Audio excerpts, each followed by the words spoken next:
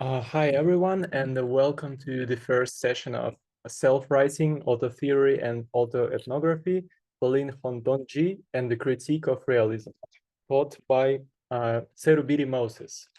In this seminar, students will be introduced to the challenges of developing an autotheory and autoethnography as problematized by philosopher Paulin Hountondji.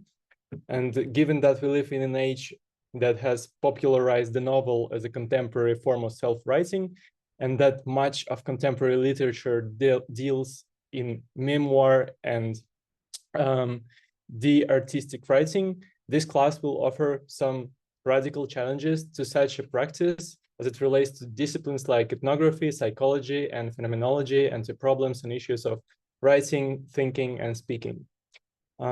If some of us most captivating personalities of today are defined through acts of public speaking and through autobiography, what then can be critically considered as the problems and issues of self-writing, autotheory, and autoethnography?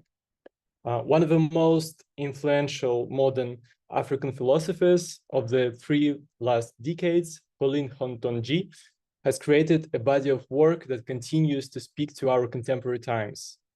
Having emerged into the discipline of philosophy as a key juncture of African countries formulating their identity after gaining independence, Hountondji's work can be said to speak to what philosopher Dismas Masala has termed the search for identity. In fact, one of his books is titled The Search for Meaning. Having influenced key thinkers such as Ahil Mbembe and Dismas Masalo, Hountondji's work casts a long shadow over contemporary post-colonial thought. If post-colonial literature continues to thrive in a particular mode of self-writing, Hountondji's work questions in what ways such a practice contributes to the rigorous task of thinking about the world amid anti-colonial battles and the rigorous task of thinking belonging in such a world of tensions and anxieties. In other words, what models of self-writing can be viewed as detrimental to the progress in achieving and fulfilling this search for meaning and search for identity. And about just in case you don't know, Serubiri Moses is a Ugandan author and curator currently based in New York City. He is the author of several book chapters translated into 5 languages and the editor of Forces of Art, Perspectives from a Changing World, edited in 2021. He currently serves as a faculty in art history at Hunter College, CUNY, and he previously held teaching positions at New York University, Center for Curatorial Studies, Bard College, and the New Center for Research and Practice. Also Dark Study and Digital Earth Fellowship. As a curator, he has organized exhibitions at museums including MoMA PS1, Long Island City, Kunstwerke Institute for Contemporary Art in Berlin, and the Hessel Museum at Bard College NY. He serves on the editorial team of Iflux Journal. Yeah, I think that I can. Thank you, Ivan. So, hi everyone. It's good to see you, and I don't know what time it is where you are, but hope everything is fine where you are. So I have just a few. Can you see my screen? Yeah, Of course. Oh, okay, great. So, yeah, I will basically be talking about, I think some key terms that come up in Hountondji's work, and I think I'll try to relate them also to the topic of our course, which is self-writing. And so, yeah, I'm happy to be here. This is also my 3rd time teaching at a new Center for Research and Practice that was mentioned. So Paulin Hountondji is a philosopher who's now unfortunately has passed away not too long ago, just perhaps a few months ago. He spent most of his career actually teaching philosophy in university in Kinshasa, um, or in Congo, in the Democratic Republic of Congo. But he also served as a politician in the years prior to that. He was educated in France, and of course he was very studied in French philosophy. That was his kind of main sphere, I think, of thinking.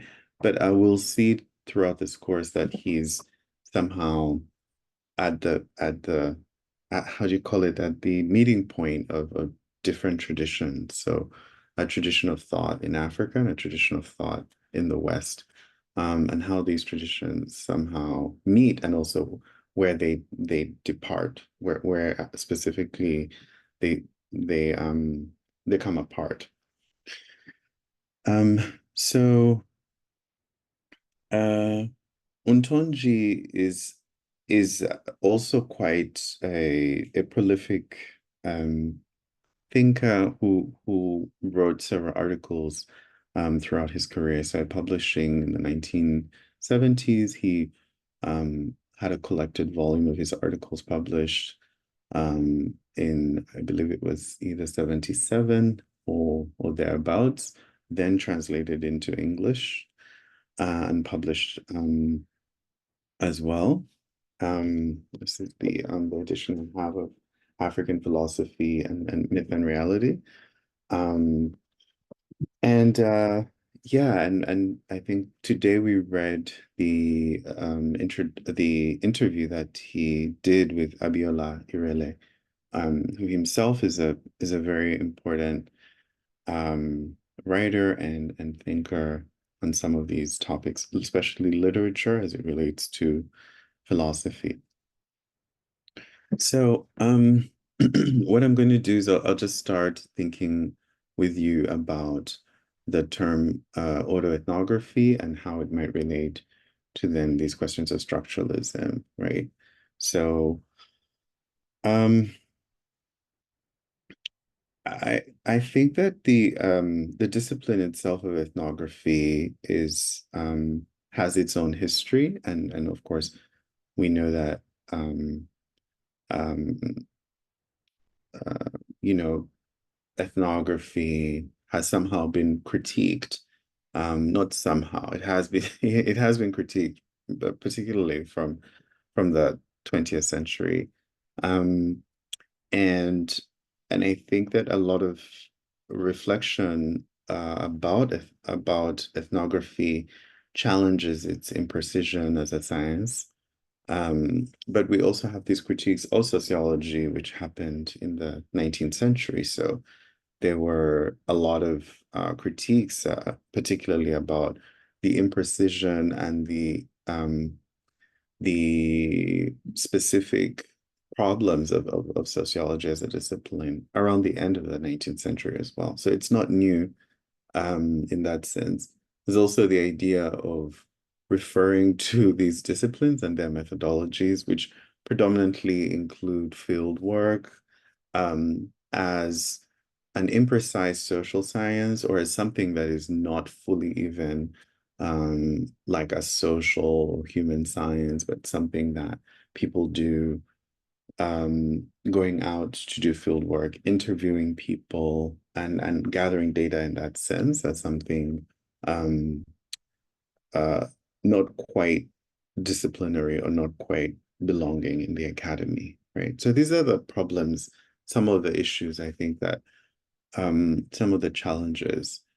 I won't get into the histories of sociology and the histories of anthropology, which is like anthropology is way longer, of course, way older. But I think I use these terms specifically ethnography to refer more recently to developments in that field also, perhaps even in sociology, pardon me, and how new methodologies, new ideas have been generated in these fields specifically also to think of autoethnography and auto-sociology, perhaps, as they have been translated into modern forms. I think we're familiar with visual ethnography, perhaps, like they used by filmmakers to create ethnography, or photographers to create ethnography, and how those things have now been kind of transformed into looking at the individual, the self, shall I say, or in a kind of biographical or personal way. And so I think part of this interest also, as I said, concerns how people have used this in contemporary life. I think almost to the point that there are no memoirs today. I mean, if you think about it, that are kind of not positioned in almost an ethnographic or auto-ethnographic kind of manner. Memoirs specifically was a genre that existed before, but much more so today. The very tools that memoir writing and biographical writing use are developed in sociology and ethnography. And I think also visual artists today are drawing so extensively from these kind of tools um, uh, that it's now very impossible to ignore the absolute influence of the human sciences, the social sciences on contemporary biographical writing and self-writing, as well as art making, right? So is that clear to us all? Yeah. Okay. I just want to make sure. So I'm just going to point out a few things that Paulin Hountondji says in this interview that you read, that I think will help us clarify what his relationship to ethnography is. Now, Hountondji mentions that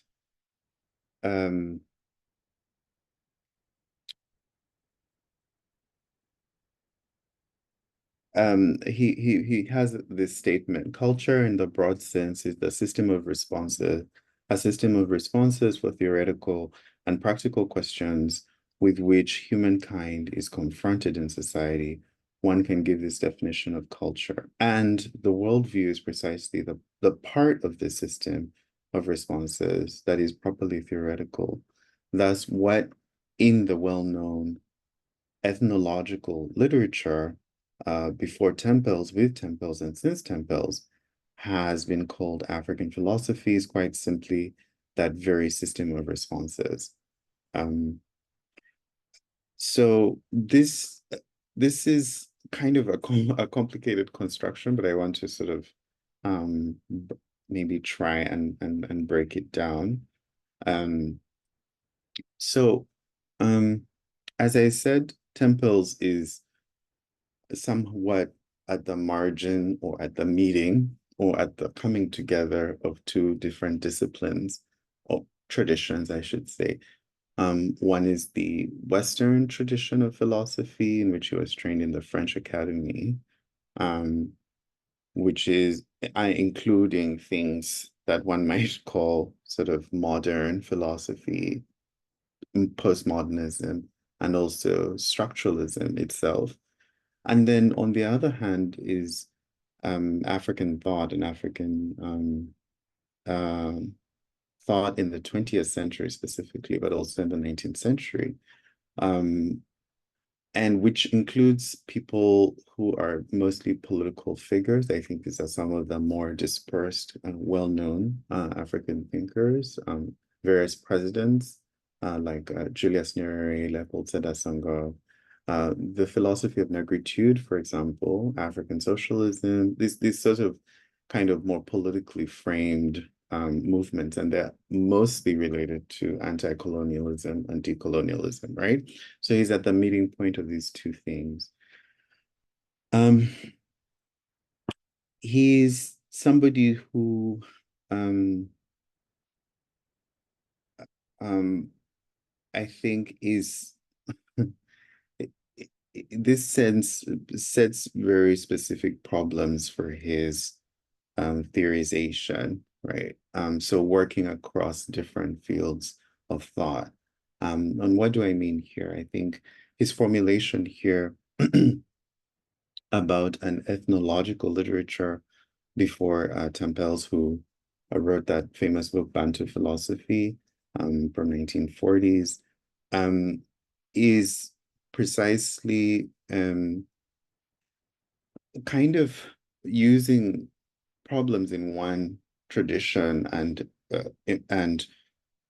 creating, shall I say, articulating those problems in another tradition specifically. And so what can I say about Tempels? I think Tempels' book, Bantu Philosophy, was an ethnography, and one which was specifically about the religion of the Baluba people in Congo. He developed a set of, shall I say, analytical tools to understand that philosophy, but that philosophy was understood by Hountondji to be a religion, not a philosophy, right? So I think these are some of the differences that I'm kind of referring to. And of course, he talks about what has been called African philosophy since Tempels. And I think he's referring to how that book further transformed the discipline or the tradition of African philosophy entirely, because that book influenced so many other thinkers, including the movement of negritude, led by Leopold Sedar Senghor, which believed in a kind of Black essence, but also which believed in the kind of political, I should say, political liberation of Black people around the world. Confronted,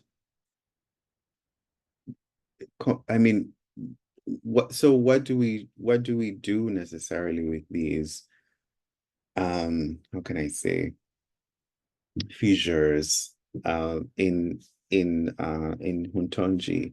I think these fissures are kind of difficult, I think, to navigate. You know, the question here is also one which is that of a worldview, and which he calls, you know, the system of responses. And I think that question is very interesting as well.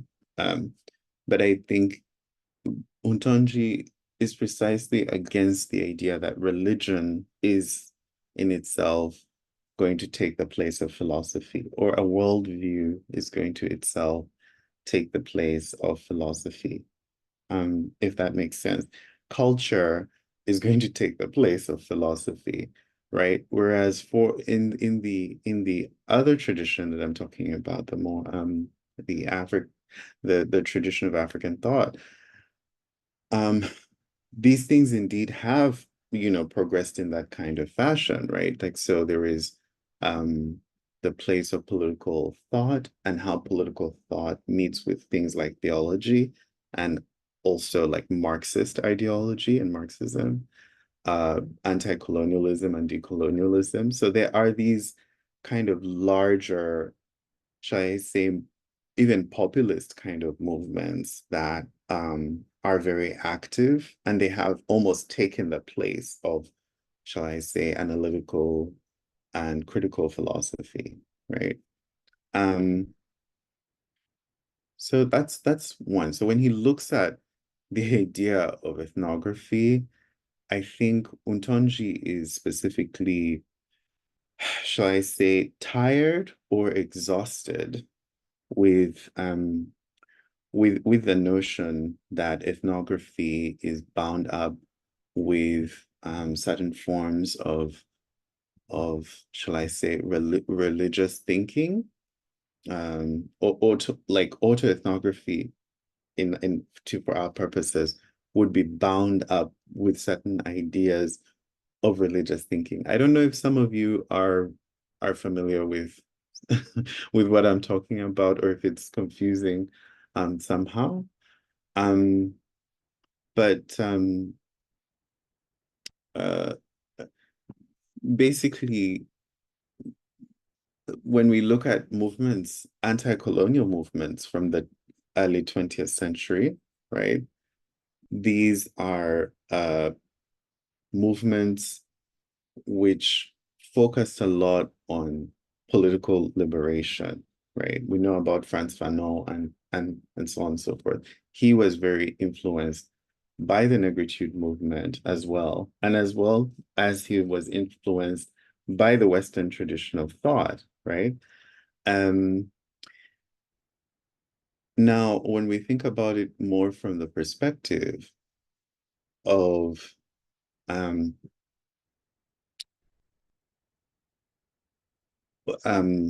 when we think about it more from the perspective of how negritude itself began to progress, it was shaped by books such as Bantu philosophy. It wasn't the only book. There were other books like Mentalité Primitive, which is called Primitive Mentality. How there was another one called How Primitives Think, which was by the same writer. You know, all of these were kind of like should I call them ethnographic books about Africans and treating them almost as primitives, but trying at the same time to respect that they have a form of thinking in their world, right? So what I'm saying is that negritude and the anti-colonial thinkers read those writers, despite how racist their portrayals were. They read those writers and mined out of them something that they could use to develop a political theory. And I think what they were really interested in was in how those writers, specifically even temples in Bantu philosophy, were positioning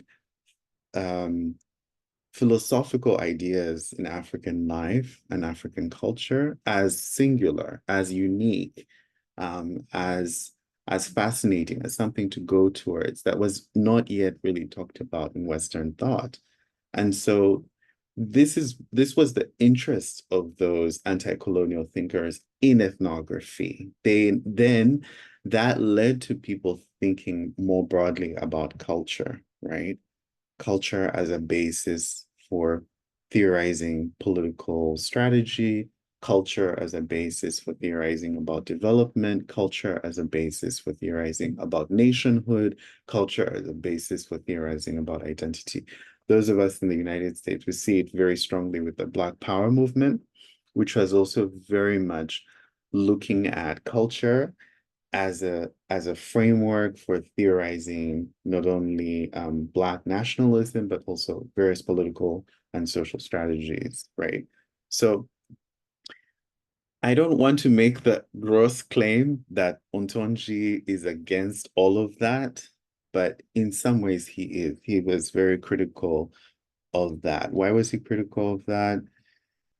You know, as I read, you know, he sees culture as a broad system of responses, as merely as a system of responses, not in itself as a kind of philosophy. Culture is a system of responses to the theoretical and practical problems within a society, right?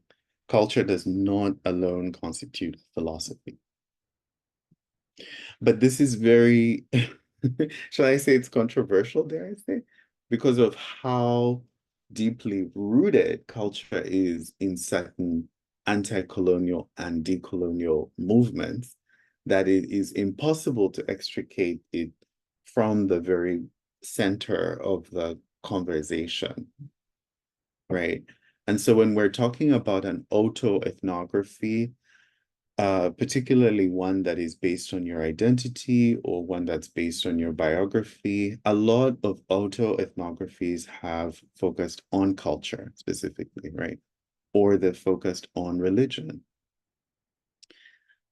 I say religion, but I might also be talking about religious ideas. So even things like Yoruba, Ifa, divination, for example, or things like Candomblé and Santeria, right? So I'm talking quite broadly speaking, kind of philosophy of culture that includes religious ideas.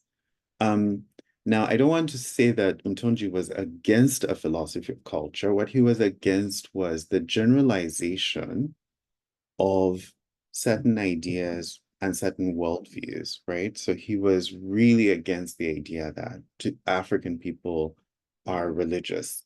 You know, like he was against this kind of gross generalization. All Black people are religious. Or again, how when you think about books like Mentalité Primitive, right?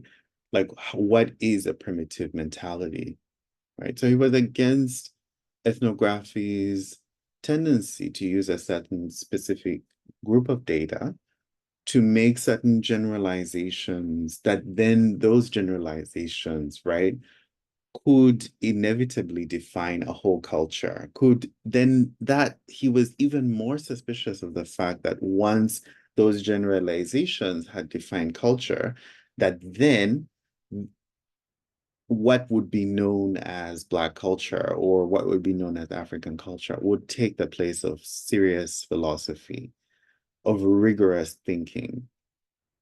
I'll get to that, of course, later, but I want to talk about this other side of things. I feel like I may have been going a bit too fast, but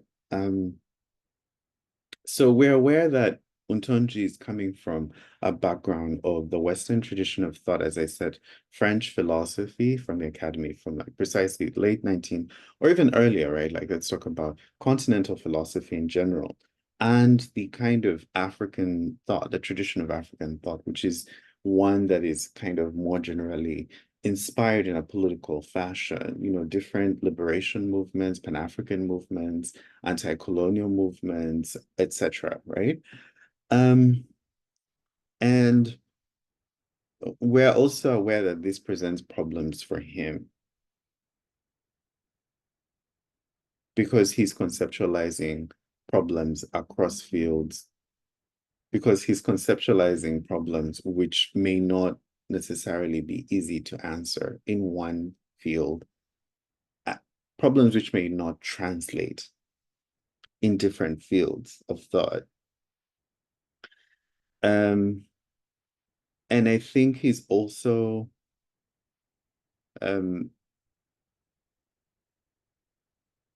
I want to get to the structuralism part though here, but I just want to ask if we're all on the same page on that. Are we on the same page there? Yeah. Yes. Anybody has a Yes. question, please go ahead and ask it. I don't want to leave people behind. I had a question. What could you define what a series of responses would be? What would be a response in that context? So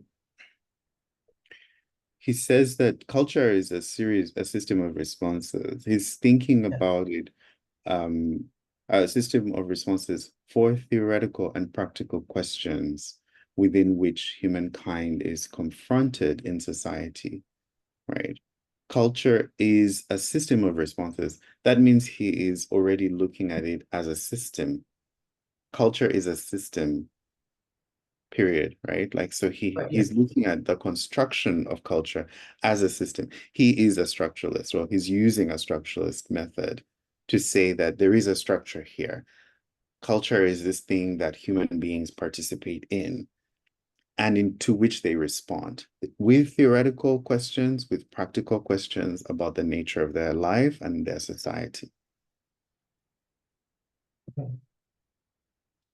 So his notion of culture being a system of responses is emphasizing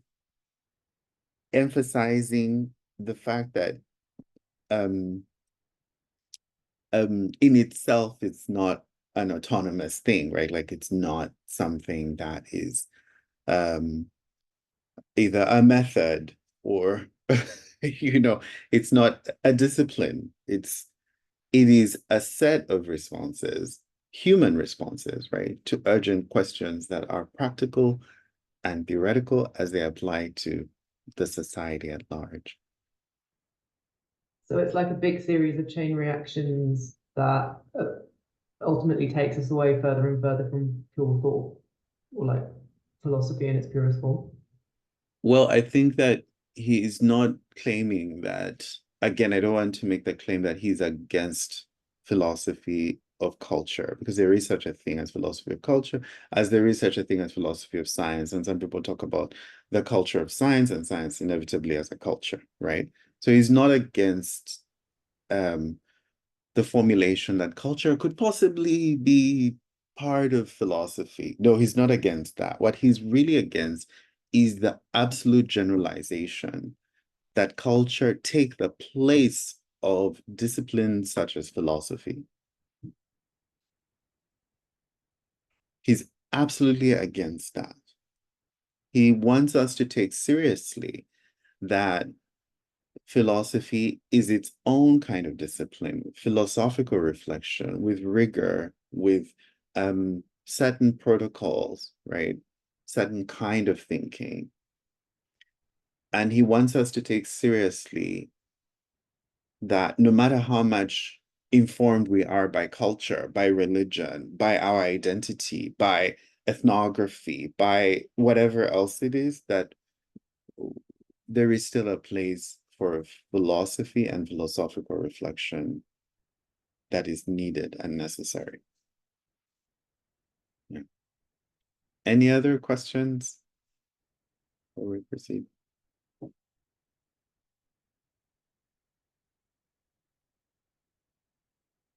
Yeah, if I may, I'd say that this idea of culture of system of responses, like, the first part of this definition, the system, is structuralist. And the second part, like responses, is more cybernetic one. So it's like the cybernetic version of structuralism after maybe Bateson and Margaret Mead or something. Yeah, I would definitely agree with that. I think he's thinking also about the information, right? Culture is a kind of information.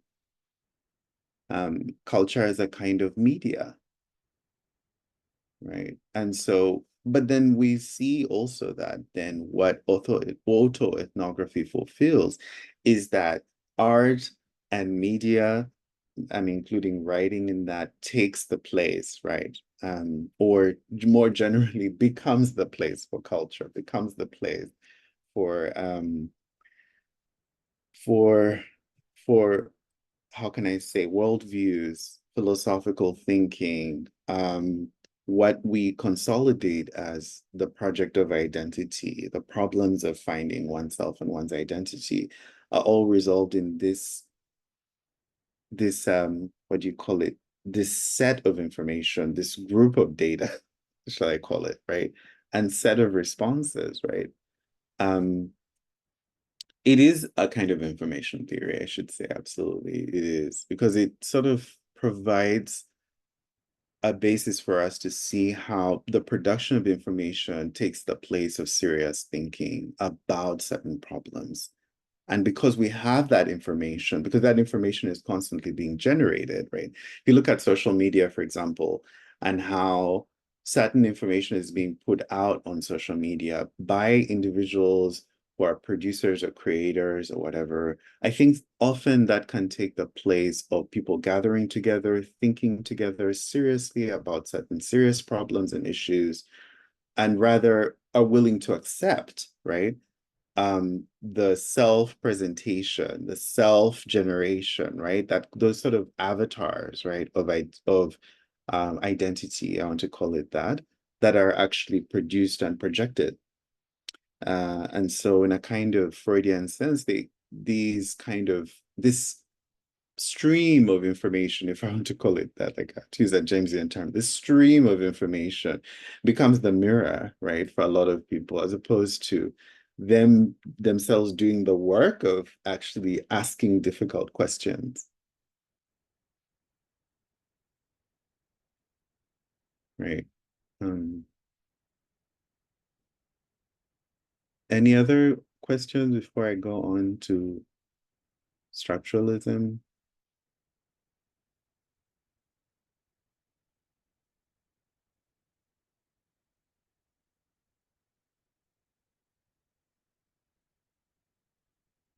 Okay.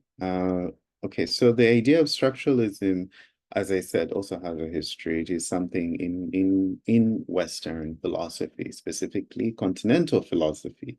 Now, structuralism has two kind of roots, right? One might say that it is linguistic, or it comes from the writing and the writing of grammar, the writing of language rules and protocols, the discipline of establishing the rules of language, etc. And there are various language and grammar theoreticians, right, who develop a theory around or various theories.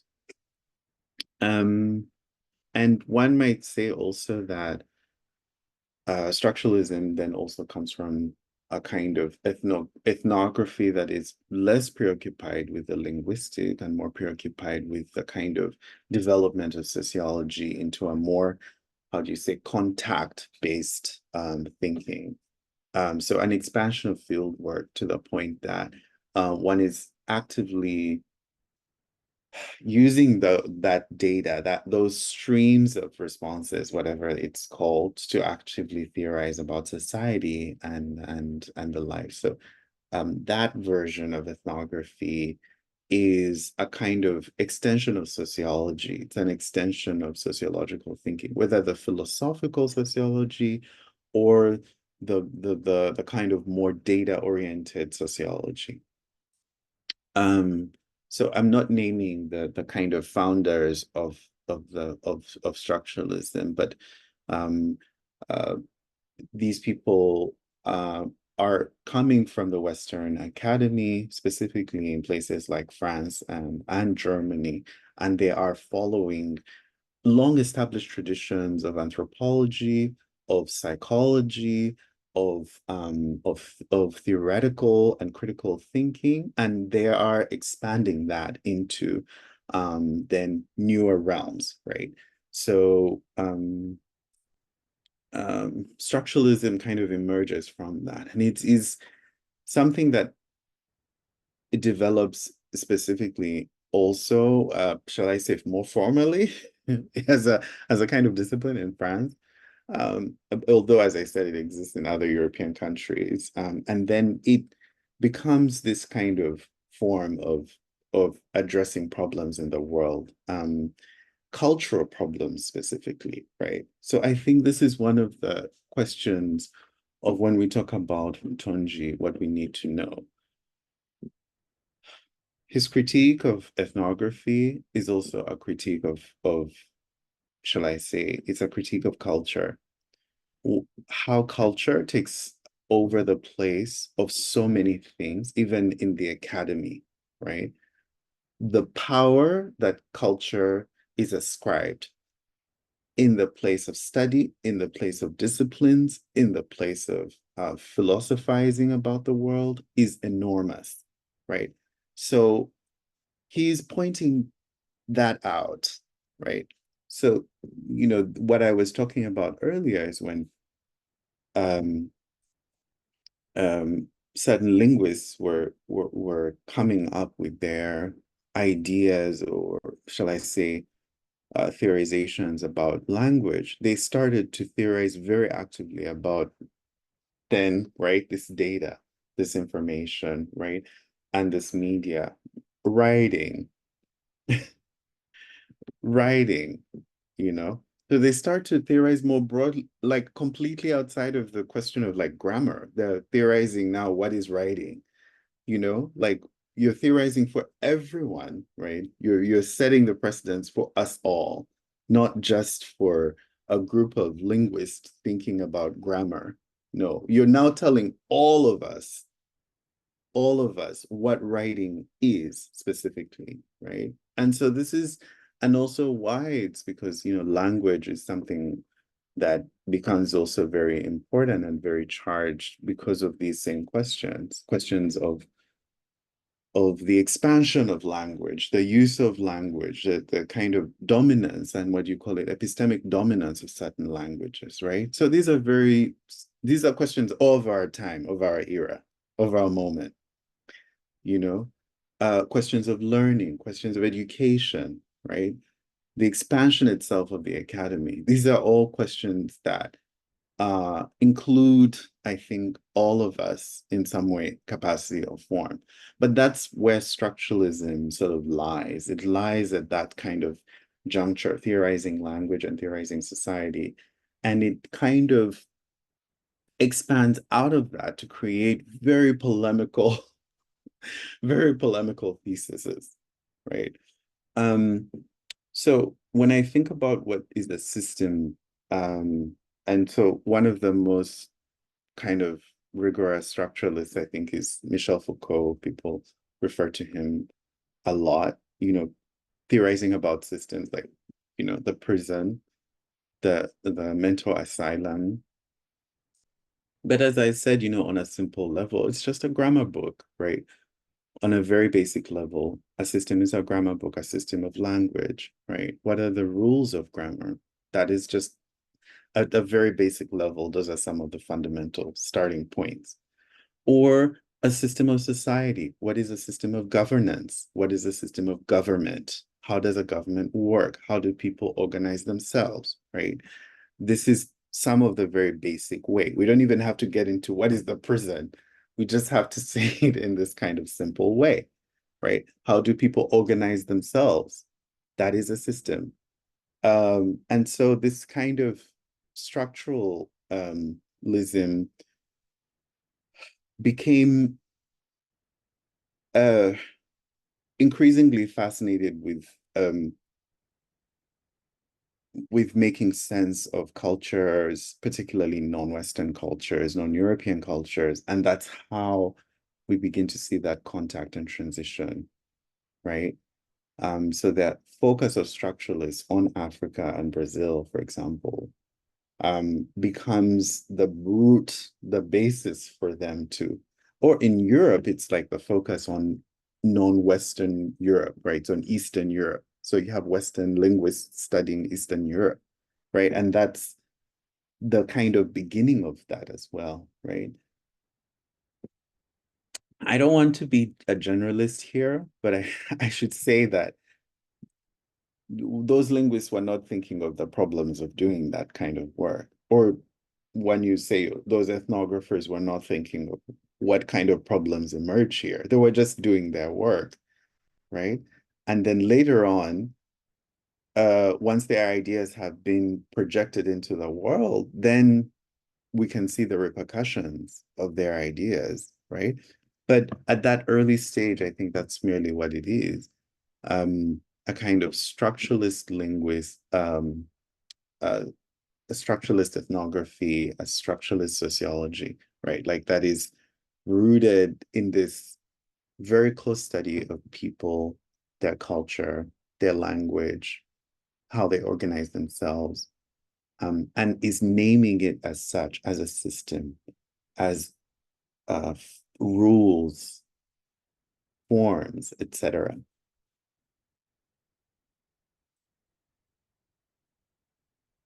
Do we have questions, or are we on the same page?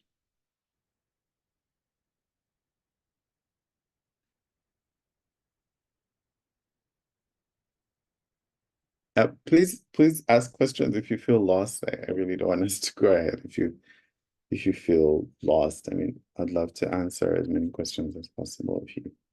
Can I ask, because I'm thinking about what you're saying, and Hi, Musafe.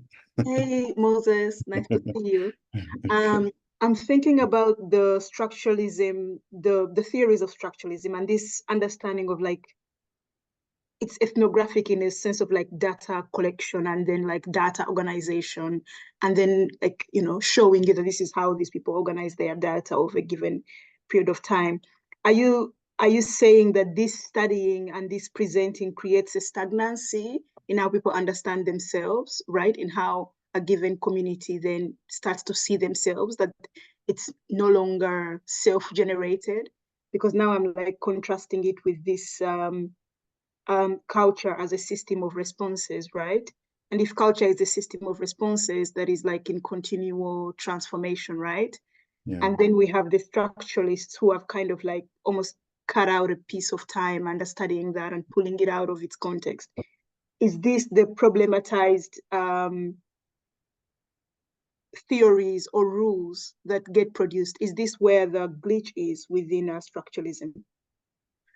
Yeah, that's such a good question. It's okay. I think it's so when for I'm going to give a very specific answer. In short, yes. In short, very yes. I think without the information stream, without that stream of information, and without continual ethnographic study, meaning updating, right? What that's with that stream of information, it becomes stagnant. It becomes merely some sort of stereotype because actually people change, cultures change, right? They're not stagnant. And the way that we sometimes study them is that we assume that they have stagnated. We assume that they have ended, in fact, right? And so, yeah, to answer your question, yes, absolutely. It is an information, a stream of information, I think, that has been cut off, that somebody wrote about that specific set of data 100 years ago, and then some people are still using it to understand Black politics or using it to understand African liberation or indigenous liberation, right? Yeah. And I think the other thing I wanted to say is that Bantu philosophy was a specific text, but I think there have been other texts that have been written since then, and also which have included the critique written by Hountondji, which have taken Hountondji seriously and try to theorize more broadly and more challengingly about so-called African epistemologies. So yes, in short, yes, absolutely. There are new and dynamic studies of African epistemologies and philosophies that have been written since then that have far outpaced Bantu philosophy. But I think Hountondji's point was the influence and the impact of that book, Bantu Philosophy, that it was such an impactful book. And how do we escape the impact of that book?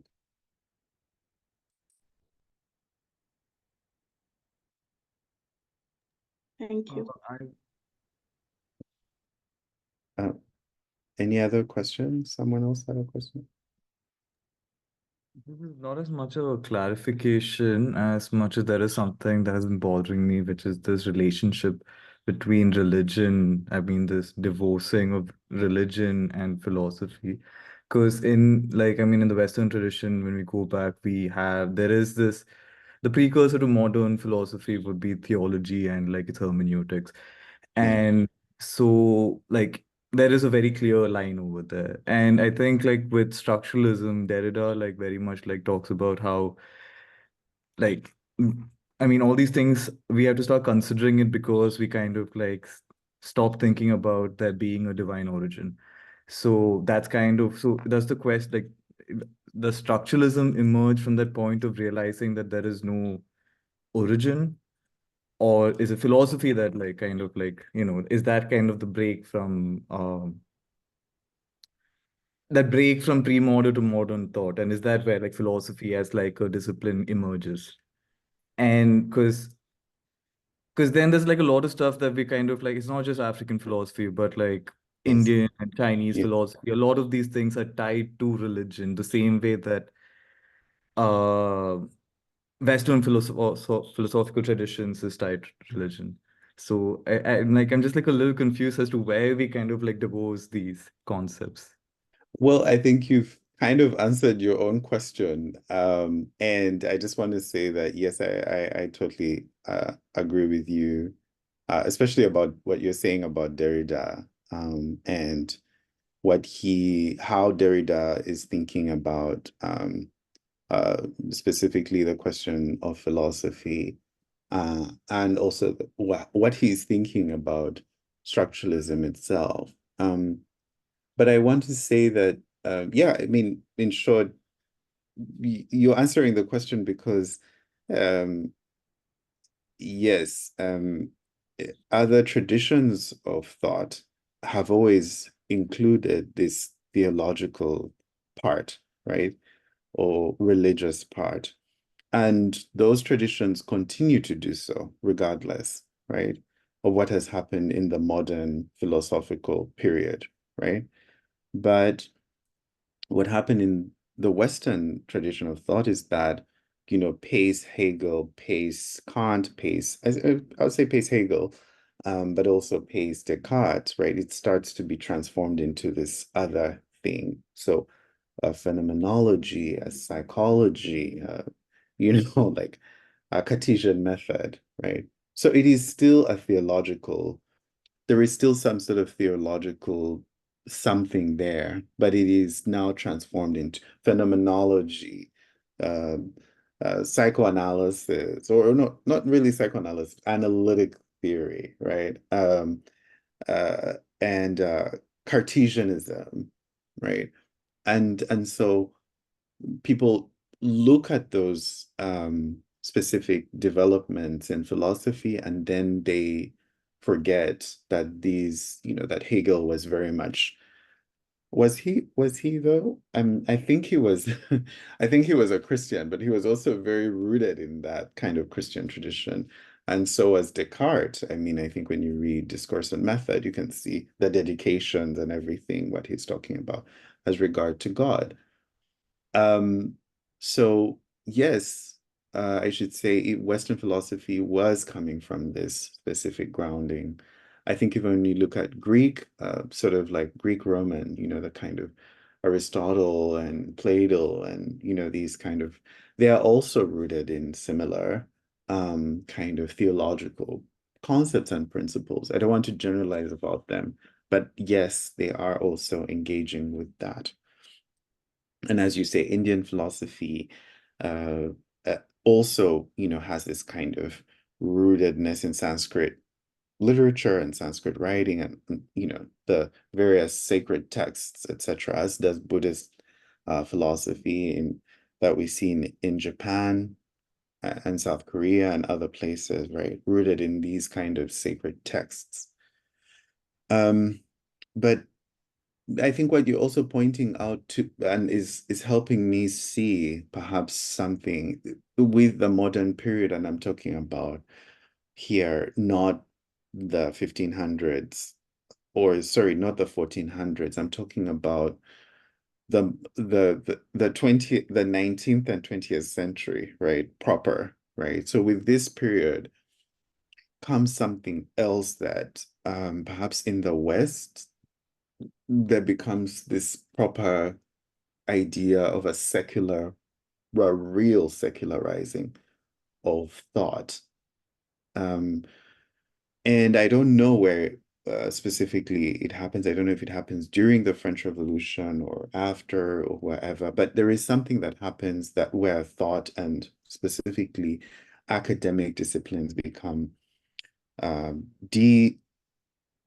desacralized, or what do you want to call it? They kind of lose their rootedness in some sort of origin or God or whatever it is, theological kind of framework or basis.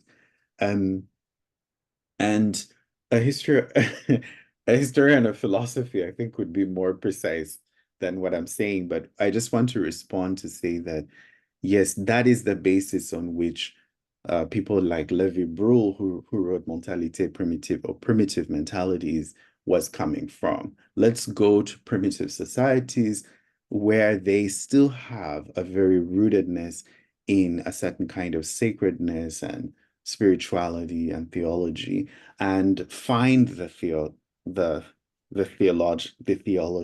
right? And find the spirituality, right?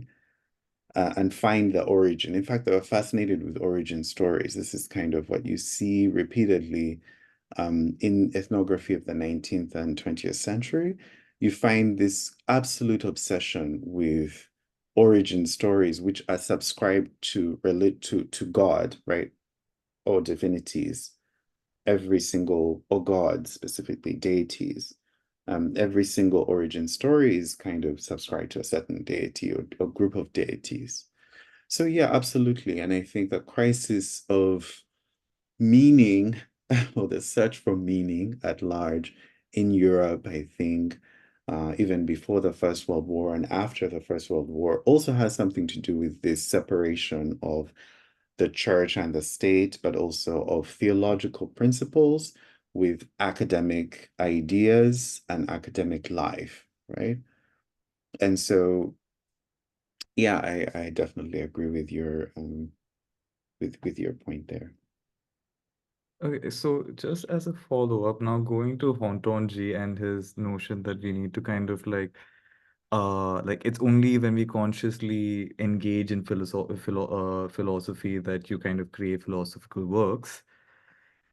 Then do we kind of, through this framework, do we discount like folks like Augustine and Aquinas and all of this from the sphere of philosophy?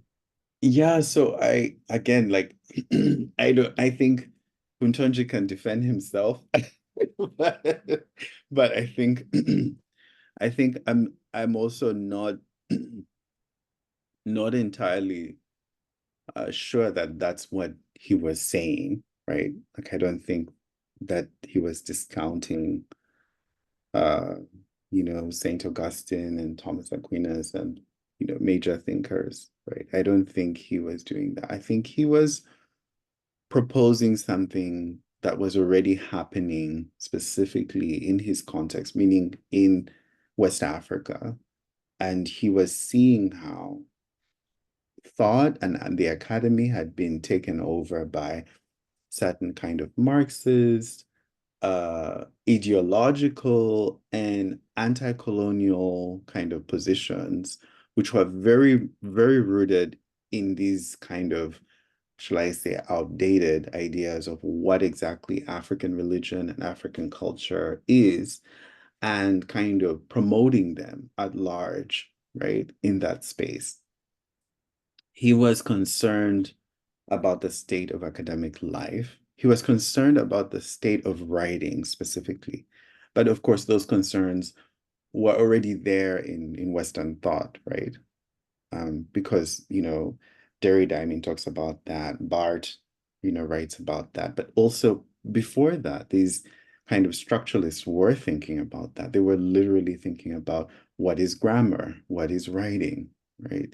So he's working with problems that have already been articulated in Western thought, but subjecting them to a kind of African academy, right?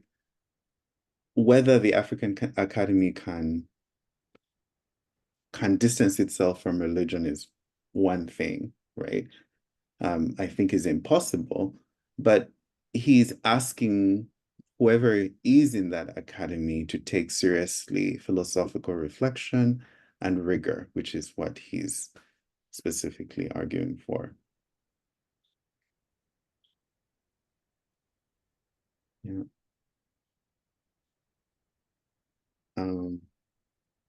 So I'll just continue here. If we're all on the same page, I'll continue here to kind of address. And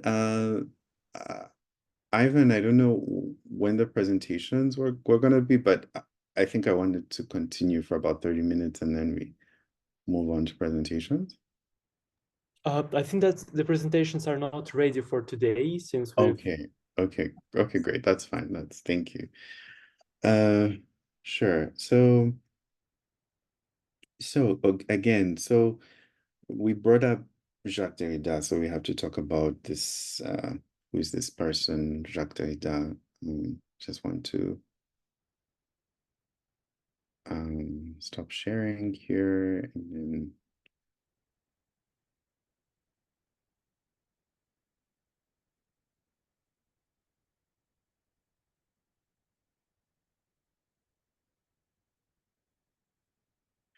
yeah, so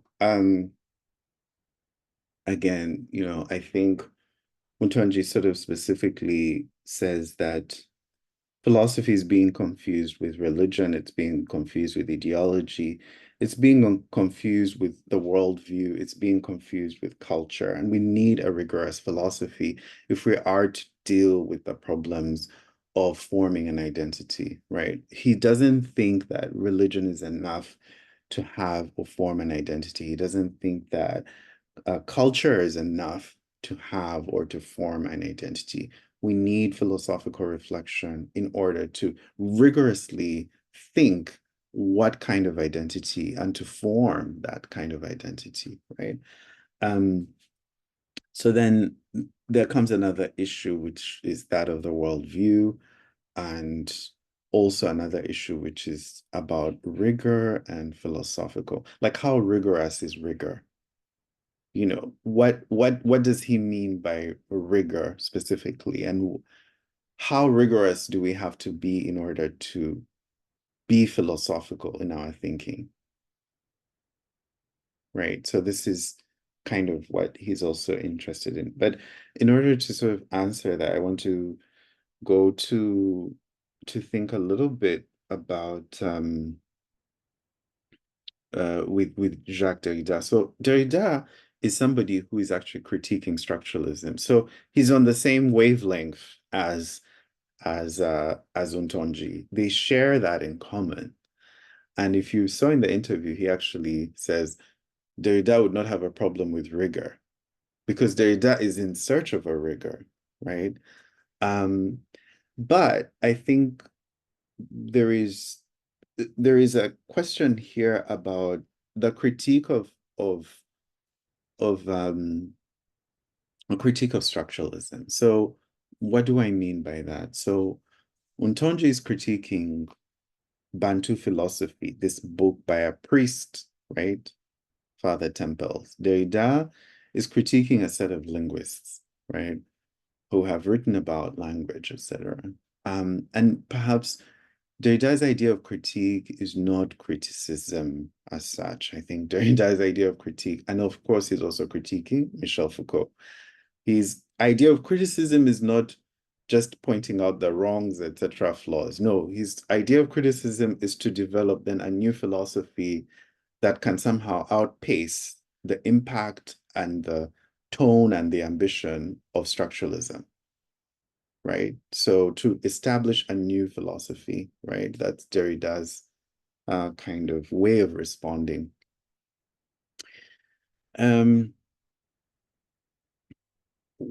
Derrida's position is, shall I say, misunderstood as well. Like, so I should say both of these people are kind of misunderstood. Hountondji is misunderstood as like trying to take down like all the political ambitions of anti-colonial thought, right? So if you think of Fanon, if you think of Kwame Nkrumah, if you think of Gamal Abdel Nasser, if you think of any kind of progression, right, in Africa and kind of political thought, like people usually say that Hountondji is trying to take them down. Now with Derrida, I think it's the same thing, except that I think people accuse him of trying to take down philosophy itself as a discipline. and, I think people accuse him of trying to delegitimize certain protocols that happen in the academy, right? But I think it's worth clarifying what Derrida is actually trying to do. He shares a similarity with Hountondji because he's critiquing people who are creating or theorizing about systems. So he's critical of Foucault because Foucault is writing about these systems, these prisons, right? So Derrida is challenging Foucault's kind of writing and attempt to create these large systems, the prison, the asylum, right? The history of the asylum, etc. And I think also he's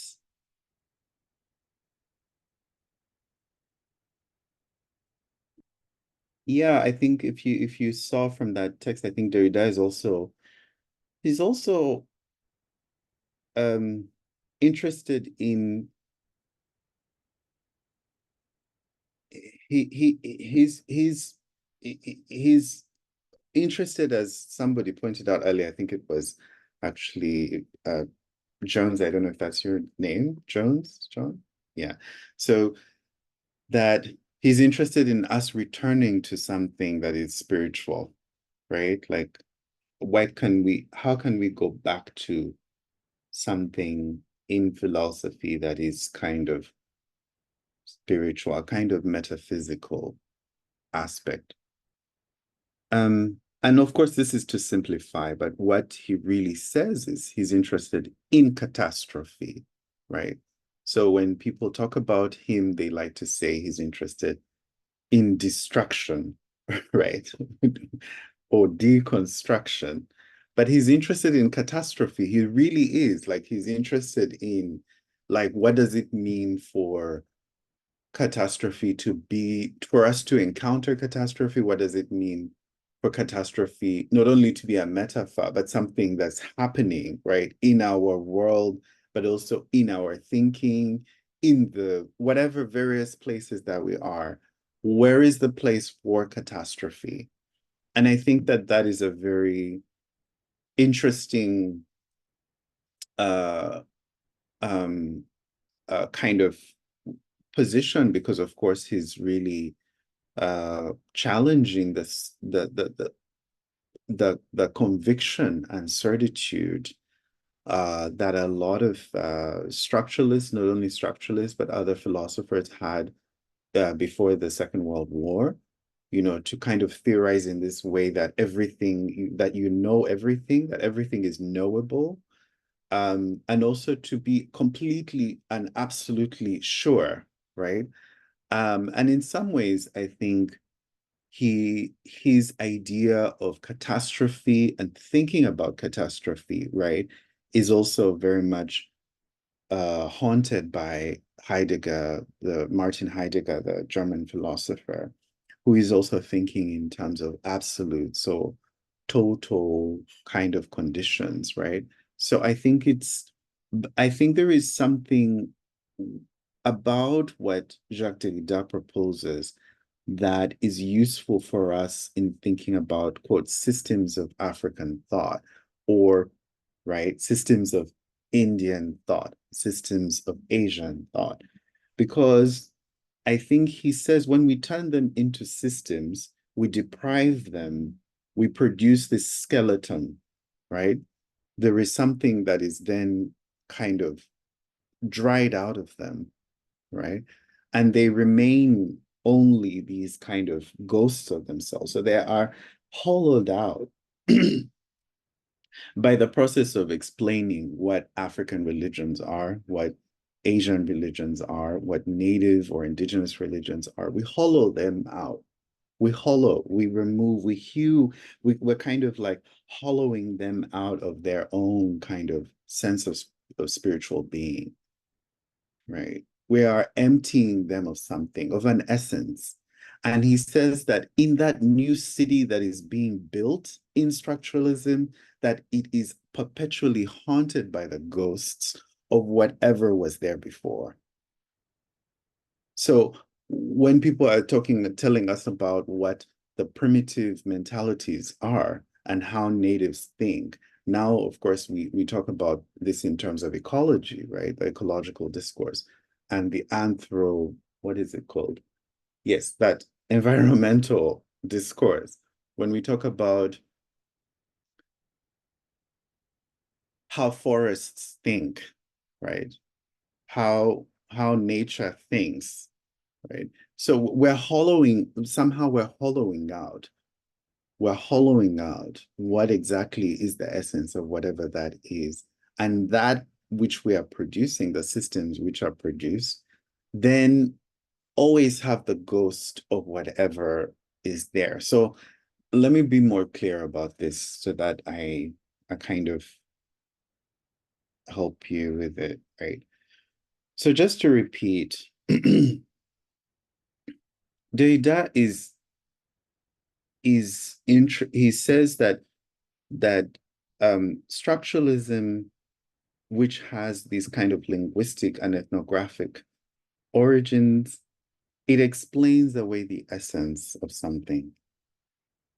It explains away the essence of something. It becomes, whatever that thing is, it becomes hollow. The thing itself, whatever, it becomes, it becomes hollow and emptied, right? So he uses the metaphor of a deserted city. And so it becomes deserted, but it also, that deserted city is haunted by the thing itself, which was there before. And you will see that he uses the word essence, and that is the very same kind of thing that is being promoted by negritude, right? Negritude, which is the essence of Black being, right? And so I don't want to confuse right from jump from one tree to the next tree, but I think at least in that he has some commonality with the anti-colonial theoreticians, right? By arguing for the essence of something, right? Okay, so then I think he's also really interested in, again, I want to go back to this idea of catastrophe. He's interested in catastrophe. And I think catastrophe is fascinating, endlessly fascinating, because of our inability to comprehend it, because of our inability to fully articulate catastrophe and what it does, in the way that we are used to in philosophical and critical writing. And I think that it is a useful way of looking at, right? So Foucault can write about prisons, and he can write about archives, and he can write about the psychiatric asylum, right, as much as he wants, and their histories on top of that. But what Derrida is saying is that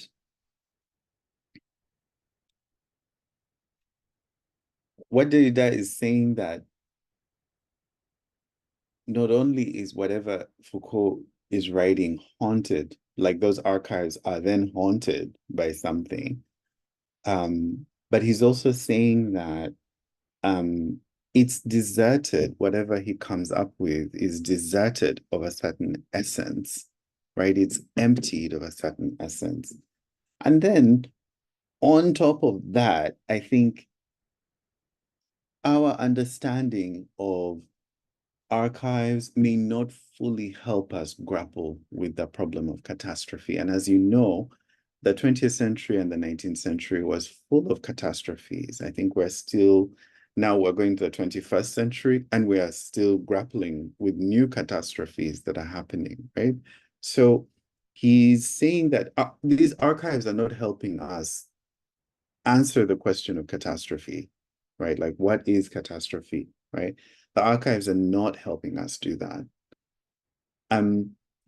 And so no matter how refined we are, like Michel Foucault, in our fluency and, absolute mastery of archives, we're still unable to grapple with the ghost that haunts those archives, right? And so this is another Derridian term that usually is he likes to talk about the ghost. But what he's talking about is just the essence of something, right?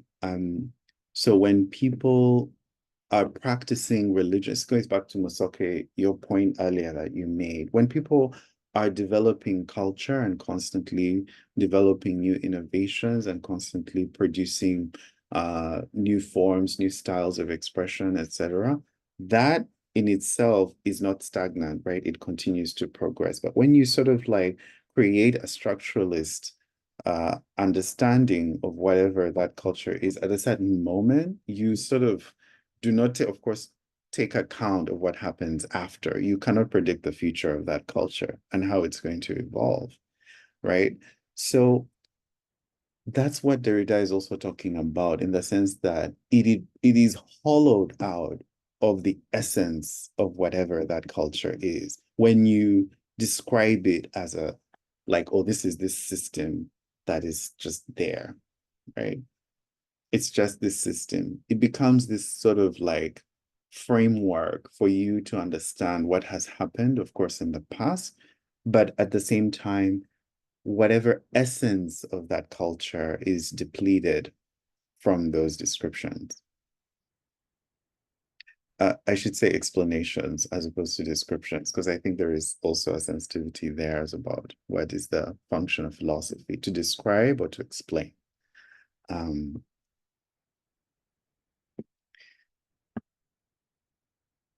But can I ask, because when you talk about like catastrophe, what is then the role of catastrophe within this, right? Because when I don't know, when I think about this, I'm now thinking that catastrophe is what comes and kind of like disrupts the archive.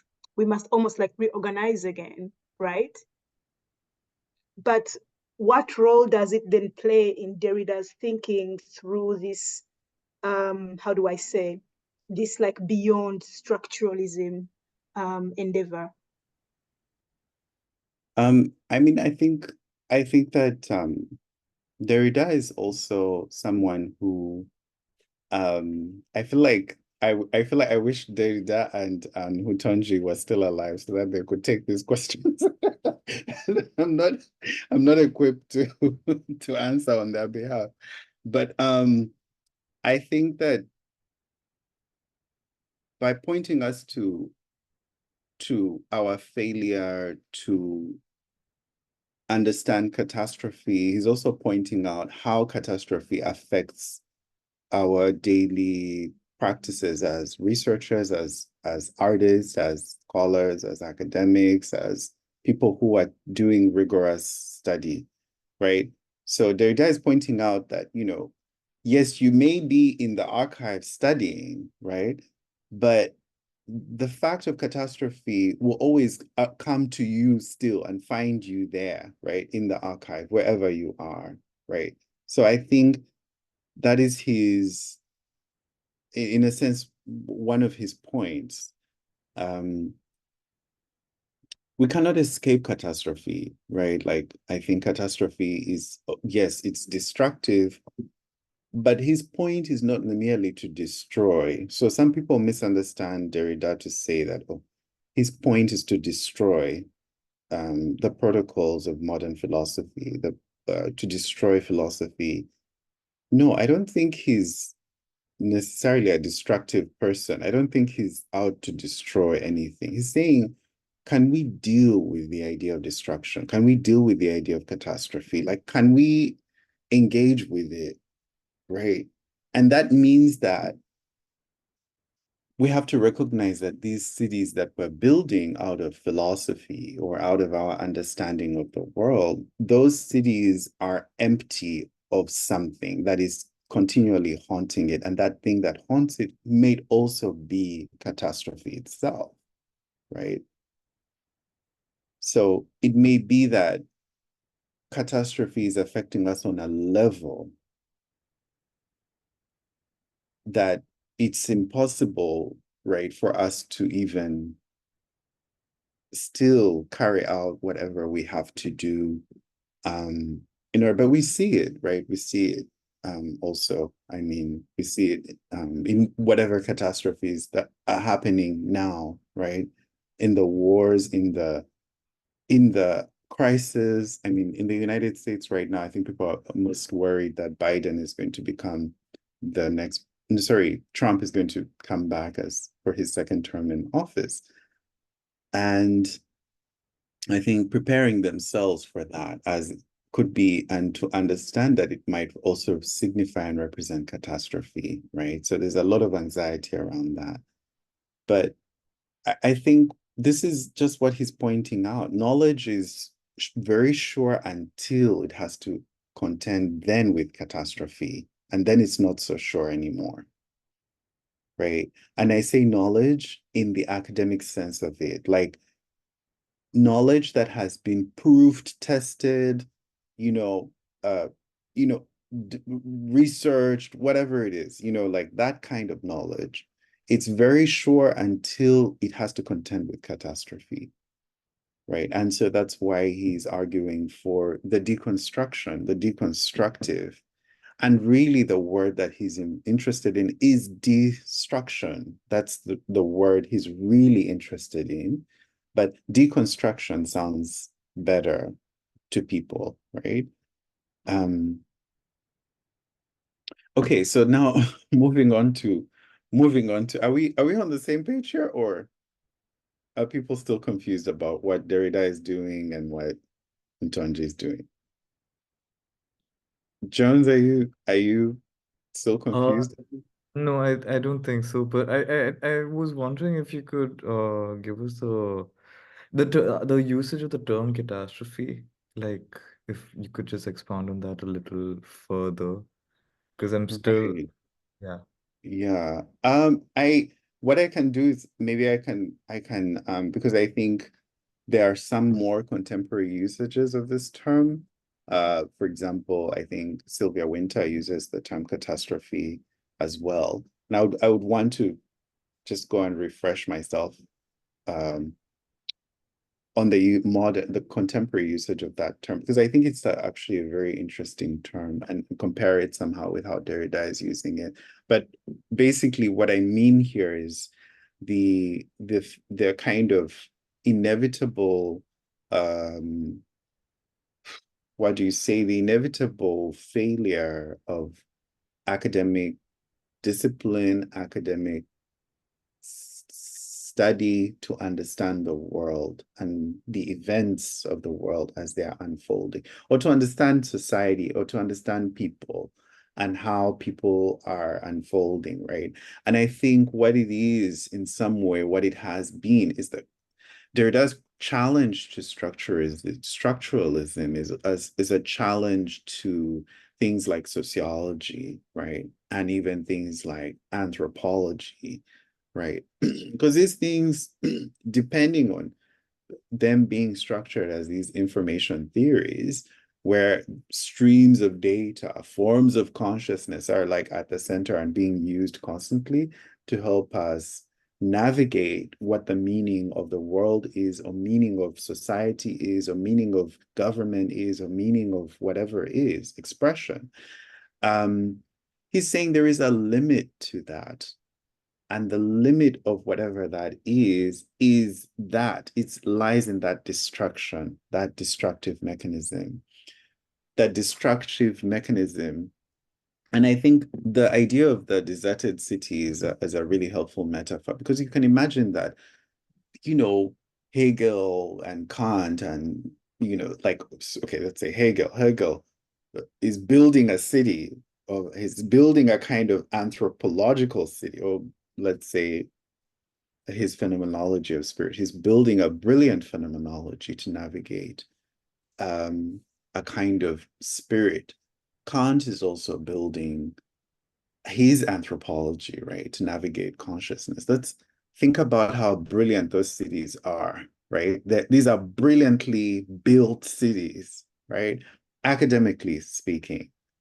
But what I think Derrida is kind of pointing out is not so much just to critique or take down those thinkers or to kind of like make them useless. No, he's saying that in the academic method and in the academic protocol and whatever it is we're doing with data, there is a limit, and that limit comes with destruction.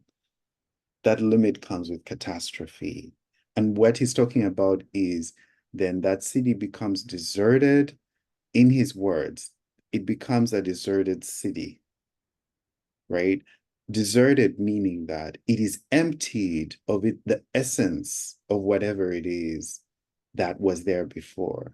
It is haunted by the essence of whatever it is. So when we're building these brilliant cities as academics or as people who are studying, we're trying to understand something like a phenomenon or whatever it is, or we're trying to understand a certain topic, and you build it and build it and build it and build it, and you have all the proofs, you have all the evidence, you have done your work, right? But what he's trying to say is that in the structuralist method specifically, and he's naming it as such, right?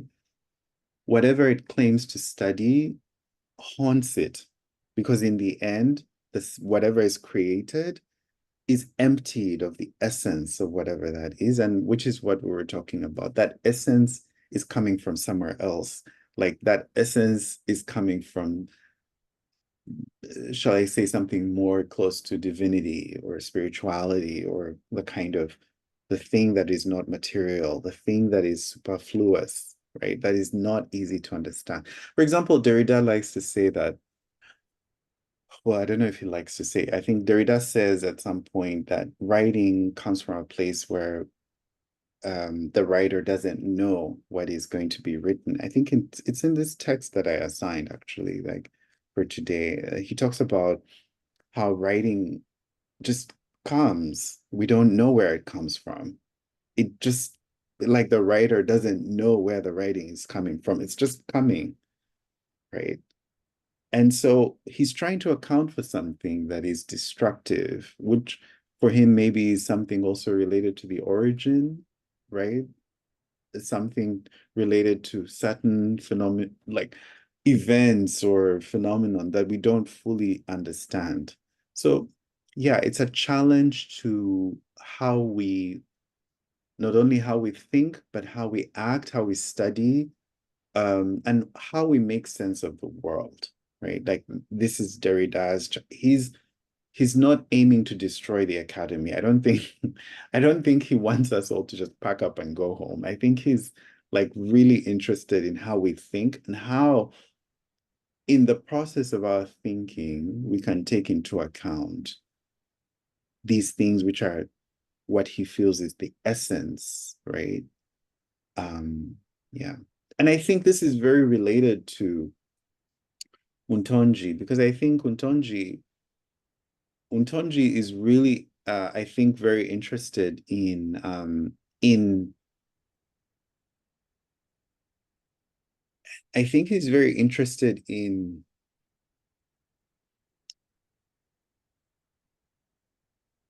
somehow challenging the the idea that Bantu philosophy and other kind of versions of it, right, or how it's been used in anti-colonial thinking and post-colonial thinking is an accurate and, shall I say, good way forward, right? I want to put it this way. He knows that the task of liberating oneself from colonialism is not easy at all, right? Because that is the context in which he is in, right? He studied in Europe, but he lives in West Africa, right? And also then goes on to teach in Congo.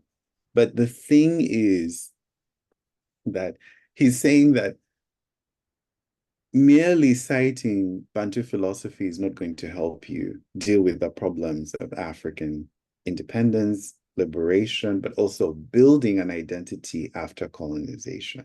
It's not going to help. Like, just because you're going to cite this kind of religious philosophy of the Bantu, the Baluba people from Congo, it doesn't mean that then you have solved the problem of forming an identity. No, it does not mean that at all. So I think it's a kind of unusual criticism, I should put it like that, but also a critique as well, because he's genuinely interested in why that kind of structural thinking about religion is so central in anti-colonial thinking. Why is it so central? He's so interested in that. But at the same time, he says, this is there, but it won't help us form the identity that we need to form in order to move forward, right? Like as a group of nations, as post-colonial states, as independent states, it won't help us move forward, right? And I should say it's, I don't want to be the annoying woodpecker here, but I think I see that also that in India, like, and in other parts of Asia, kind of Buddhist philosophy definitely has its very serious ramifications on political thought in the moment, so it's not entirely, quote, innocent, right? And I think that's all Hountondji is pointing out. Like, what is going to help us move forward?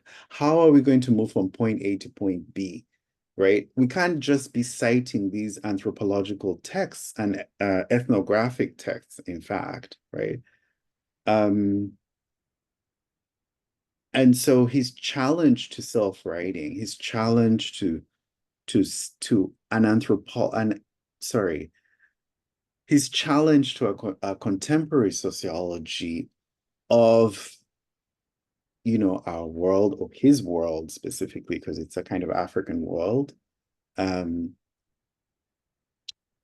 is to be skeptical, right, of those religious sources. Just because you know about African religions doesn't mean that we're going to be liberated, right? And so it's kind of what I was saying, like, I don't know if this point is kind of making sense, but I think that's kind of what I was saying earlier. Is it what I like, so in Hountondji's work, he seems to have like two antagonists. One is this ethno-religious sort of like look at African philosophy, and the second is like a leftist fundamentalism. And I guess, like, I mean, Iran becomes a good example of where this kind of like comes together like 10 years after the publication, where it is like religion and like a sort of like Marxist fundamentalism kind of like creates a very totalitarian state.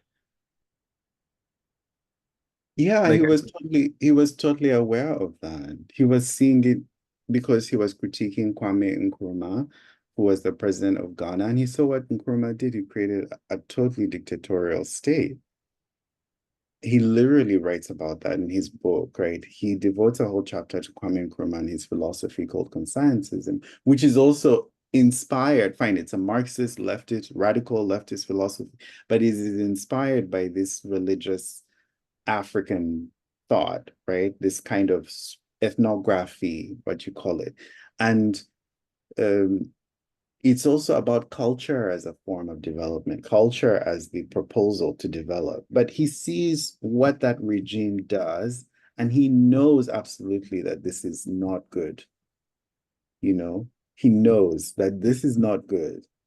But people, what I want to say is that people take umbrage with Hountondji for saying those things without actually taking account of what he's actually saying. So someone has asked in the chat, I think Leah asked, why does he say that it will not help to move forward? I think he's really interested in development, and I don't think he's talking about it just like, how do we get rid, because he's his challenge, Hountondji's challenge, is to engage with the problems that emerged from that decolonization of Africa, right? So from the point at which African nations become independent states, right?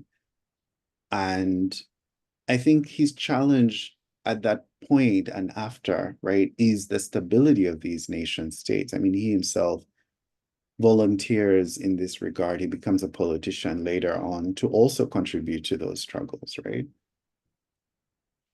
And so he's speaking in some ways fundamentally from witnessing what's happening, right, on the African front, right? Just because liberation wars have been fought, right?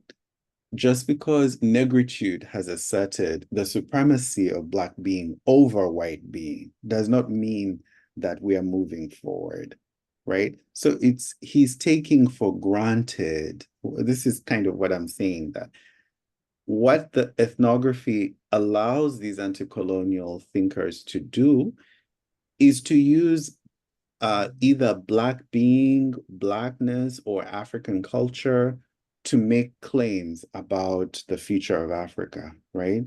To make claims about these nation states as they are emerging, right? That's what it allows. But when it comes to Hountondji himself, he's saying, well, this is not enough. Like, that culture cannot just be a replacement for philosophy and philosophical thinking. Religion cannot just be a replacement for philosophy and philosophical thinking.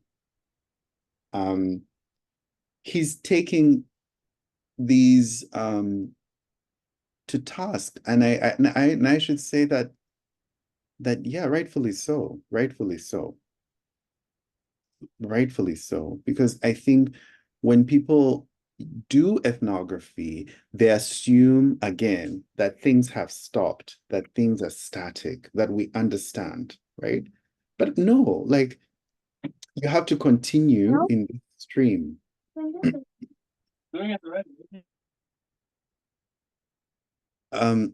You have to continue in this kind of stream. The information stream, right? It has to continue. If you stop, then you've stopped, right? You stopped understanding. You have to continue with the information to see how people change, how societies change, how culture changes. Otherwise, you don't have a grasp on it at all. You cannot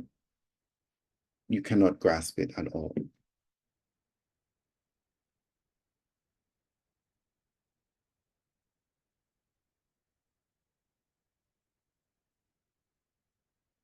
Are there any other questions? Yes. Actually, I had an observation to make about like, can you hear me? Yes, I can hear you. Yeah. Okay, thank you. I had an observation to make about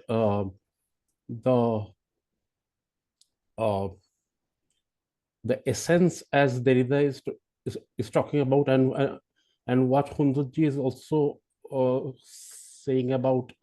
He's writing about philosophy being it cannot be replaced by culture or religion. So I was thinking of and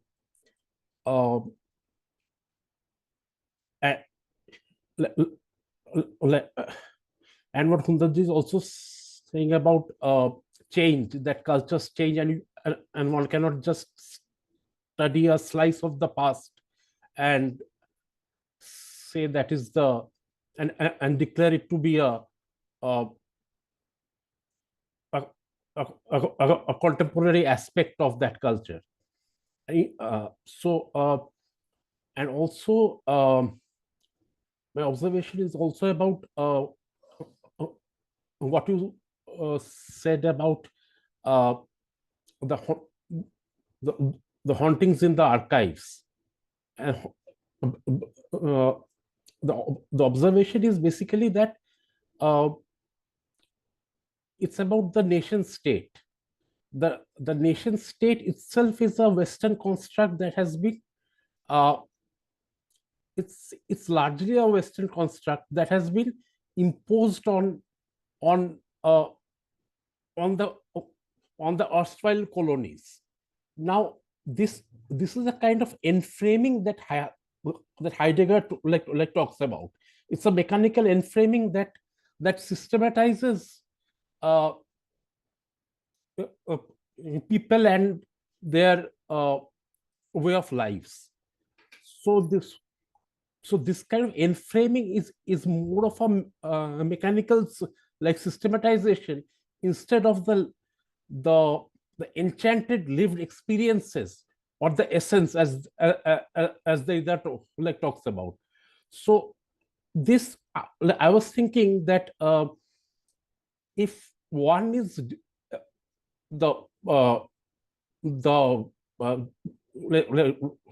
this kind of imposition actually changes a culture, a people's so radically that they're in the current in the contemporary world, that the rise of the reactionary right in certain countries, including India, that the people are really confused, that basically they're turning to the right for an identity, but what they get is the colonial construct of the 19th century. They are not actually they don't have any idea that they are just getting a mechanical construct that is imported from the West. It's a tragedy. It's more of a farce actually that's happening, because the people are being misguided, and some politicians are making the best out of it. So that's what I was thinking, that this aspect of the nation state and how its imposition is actually its current alliance with the neoliberal economics. Neoliberal economics and the reactionary right is taking the people further away from what that lived experience of that culture once was. Perhaps we can never live that experience, but we can at least philosophize on it. So they're being taken further away from academia and any kind of sane or rigorous philosophizing on those issues. So, and hate of the academia is being taught, is being inculcated. So that is very dangerous, I think. Yeah, thank you. Yeah, thank you, Arnab, for that brilliantly articulated observation. Yeah, I think there are, as I said, I think it's like one of the, I think what you're pointing to is the difficulties of study in the academy, right? And how I think also grappling with things, right, which apparently have been understood, but actually what we're dealing with is something much more pervasive, right? i.e. in the archive, in the nation state, right? And so I think this is just going back here to Derrida. I think this is what I think he would call the haunting, right? The idea that the essence of something is haunting whatever is happening now, right? And means that essence is not specifically present. It's just kind of doing the feedback, right? Or having a feedback in the present. But yeah, thank you for that observation.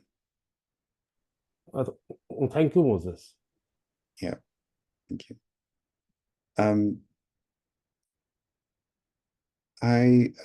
We have only like I think 30, 40 minutes left. Ivan and Yeah, it's 40. yeah, But and we we don't can have take we can take a break, right? Of 10 minutes maybe. Oh yeah, that's good. Or what is the protocol? Should we No, take we can take a break. So as you wish, we can continue, we can take a break.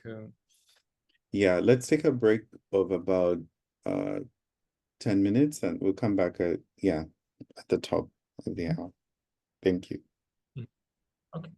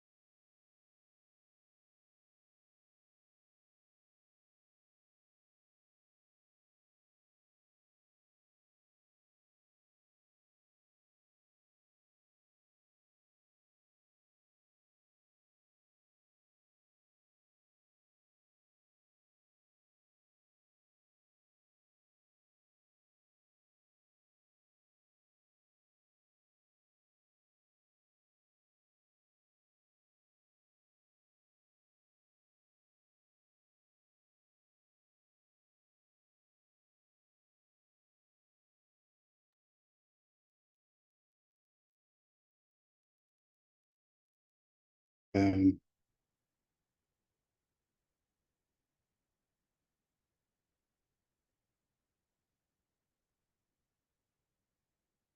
so I wanted to go back and talk about the kind of synthesis of these two thinkers and their positions, right, between Derrida and Hountondji. And and it seems to me that um, the synthesis, I think, or the kind of meeting of their ideas, I think, is that I think generalizations made about large groups of people can be misleading and hollow, and also that it seems to me, at least, that genuine knowledge itself can become excluded, right, from certain academic studies of contemporary life or contemporary culture and society. So a certain kind of genuine knowledge, which is what I think both thinkers are interested in, can be excluded. It can become the ghost which haunts, right? And in the case of Hountondji, it's that when people are constantly citing a sort of African essence, even something like negritude, right, and using that as the basis for protocols of a discipline, protocols of development, a certain kind of political strategies, that in itself can be haunted by the ghost, right, of something more genuine, right? A more genuine basis of African knowledge, right? And so it calls us to constantly question our own relationship to not only disciplines, but our own relationship to this, what is being referred to as this kind of systematizing of things, right? The creating of systems of things, right? Yeah. Please go ahead. Hi. Okay. So I've always had a little bit of a critique against negritude. As a Black person who can't dance or sing, I wouldn't necessarily fit the test because those were, you know, the question of like Africanness and Blackness was very essentialist in its nature, and though helpful in finding a center for a common cause, they were very limiting versions of Blackness. Yeah. And I'm just curious, like, how we were also going to navigate that in this like world making / philosophy, because we can have a theory that was useful in its time, but we must also be able to question its relevance for today. Mm. Yeah, thank you for that. I think one of the really comforting things that is happening is that I think that more people are having conversations about what,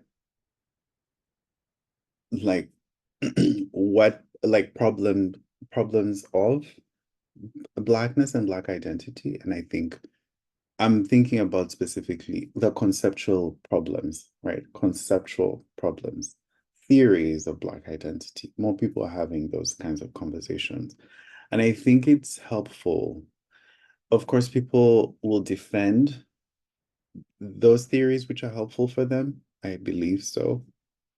But, you know, if we're really looking at it from Hountondji's perspective, negritude is hollow because of its attempt to create a system in which, say, Black being or Black expression is specifically understood or withheld or measured, right? And that just means that it's a critique also of that philosophy, right? It's a critique of that philosophy, and it's a critique of how that philosophy is used in political life. Yeah, so I believe more conversations will be helpful. And I think when I say conversations, I mean like, I also don't want to represent Hountondji, but I mean that conversations that can help us be more critical, right? Or more philosophical in how we understand those identities specifically. I'm also thinking here about queer and LGBT movements and how they are being certain critiques are being launched on different fronts, right? So different understandings of queerness from different parts of the world, let's say challenges to certain central theoreticians like Judith Butler, for example, whose work is being heavily critiqued right now in Brazil, right? So this is this idea that we need to constantly be in debate, have that new information, whatever it is, that information stream. And we need to constantly be either aiming to create new theories or or challenge, I think, somehow those, how can I say, established kind of theories, which have fully rendered identity as something that is understood, right? Yeah.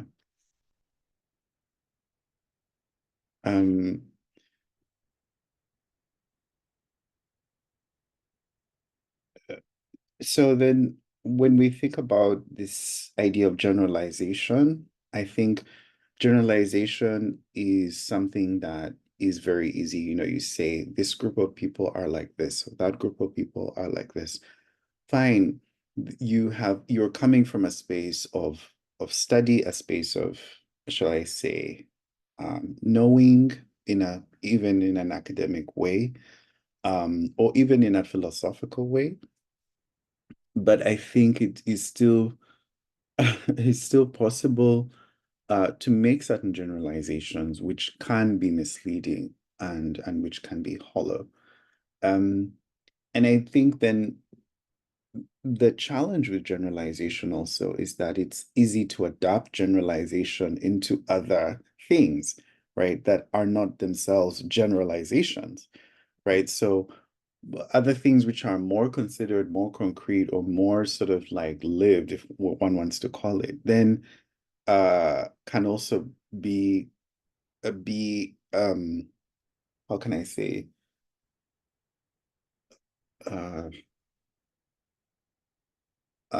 they can somehow be impacted by these generalizations, right?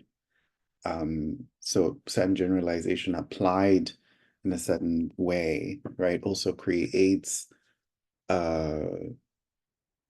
whatever it is that has been conceptualized or theorized or made. I'm thinking of an artwork or something like that, or a film, or a body of writing, right? That can be impacted by that generalization, right? Yet the thing in itself is not generalized at all, right? It's very specific, very particular. But then how this generalization is used and also how it impacts, right, that specific body of writing or that artwork is what I'm talking about and referring to here. And I just want to repeat this other idea about genuine knowledge, because I think that's one of the things that is taken to task with. I think people take Hountondji to task about what he means by rigor, and also what he means by genuine knowledge. I think there is another African philosopher called who's actually teaches here at Columbia University in New York. He's called Suleiman Bashir Jan, and for him, the idea of genuine knowledge is the ability to ask genuinely philosophical questions. So for him, it's about the sharpening of the whatever of the tools being used in the process of study, to then ask questions which are genuine or posed genuinely in a kind of philosophical attitude. So I think that that speaks to Hountondji's belief in having a rigorous kind of or having rigor be part of the philosophical reflection. What does it mean to be rigorous? How rigorous can we be anyway at large? I think the demand is not so big if we're really looking at it on those terms. He merely is asking us not to accept easy generalizations. That's the first. He's asking us to question those easy generalizations. And the second part of that, I think, includes what does it mean then to ask genuinely philosophical questions, whether this is about, say, times which have gone past, like, the 19th century, before, or the 15th century, or earlier than that, or even questions about religious life and religion itself, questions about culture. But how can we ask genuinely philosophical questions about them? No, so the thing is not about discarding and saying, oh, all this is not useful to us, let's kind of throw it away. No, I'm saying, well, actually, it's there, but how can we put it in service given the demands that we're built with, we're faced with, given the crisis that we're faced with in our contemporary life. So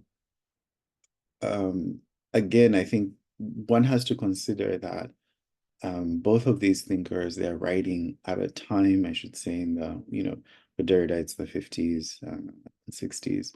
Of course, until he passed away in the 2010s. And then for Hountondji, who just passed away just a few months ago, it's more in the 70s and the 80s. And these are very critical times after the Second World War. And, so a lot of crisis and instability, right, is the basis for their thinking and theorizing.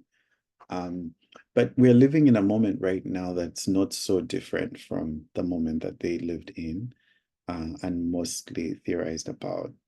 We're living in a moment where it's very unlikely that the path that we're moving on is going to be the same path, tomorrow. And it seems as if things are actually changing at a pace that's very rapid.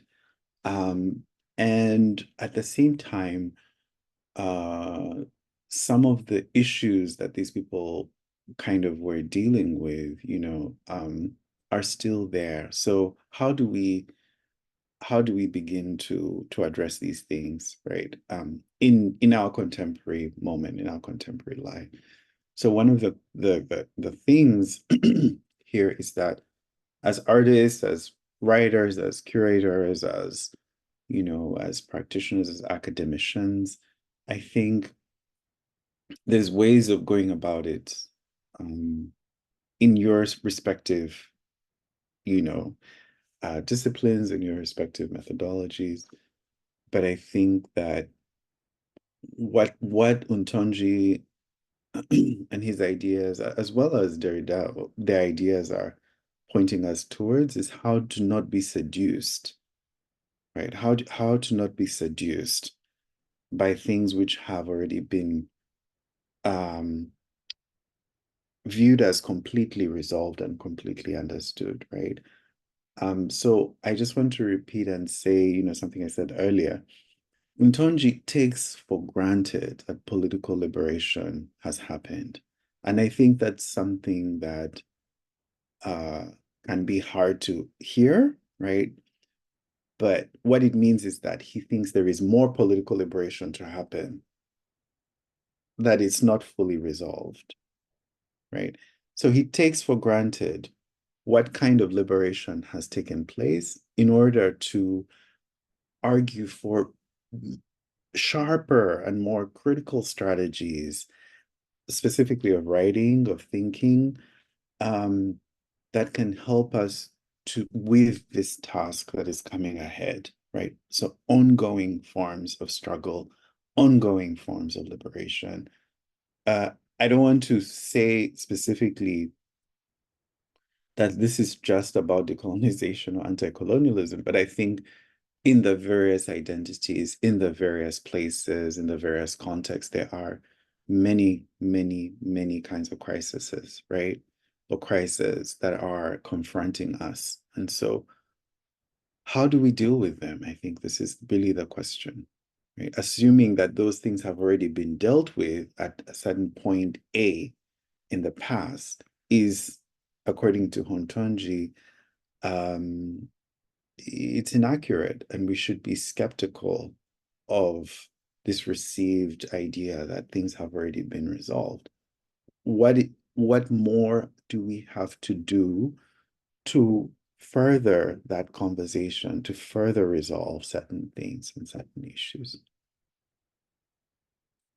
And then when it comes to Derrida, I think Derrida is, I think he, again, I think a lot of his approach is very kind of misunderstood, because I think a lot of people think, oh no, he's just trying to destroy entirely, you know, all the methods we have built. He's trying to destroy entirely any kind of what one might call it, validity of our claims and validity of our processes.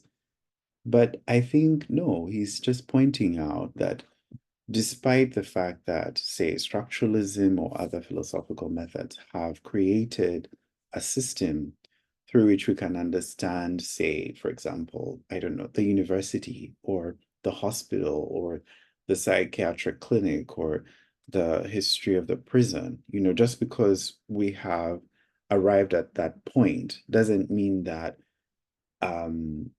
that genuinely, should I say, the essence of whatever that thing is still there, right? So he believes that we have to work to still appreciate what is not there, what is haunting that, even when we have sharpened our tools and we have created such brilliant, what do you call them? Brilliant systems, right, to understand, or shall I say, structures, right, to understand our communities, our society, and our identities. So it is, yeah, it's something that he's saying. He's not saying that this identity does not exist, or that this society does not exist, or that this specifically this psychiatric clinic that Foucault is writing about does not exist. No, I don't think that's what he's saying. I think he's saying, yes, Foucault may write his anthropology or ethnography of the psychiatric clinic, but it will still be haunted, right, by the essence of what that psychiatric clinic is, right? So that's just the point that he's making. And so he's arguing again about how our tools may be limited. You know, the tools that we have to study the world, they may be limited, right? And so what do we do in the process of that? And this is like a genuine philosophical question, you know, that Derrida, you know, asks. So in the event, right, that we're also asking about, in any case, what is writing and what is self-writing, I think it is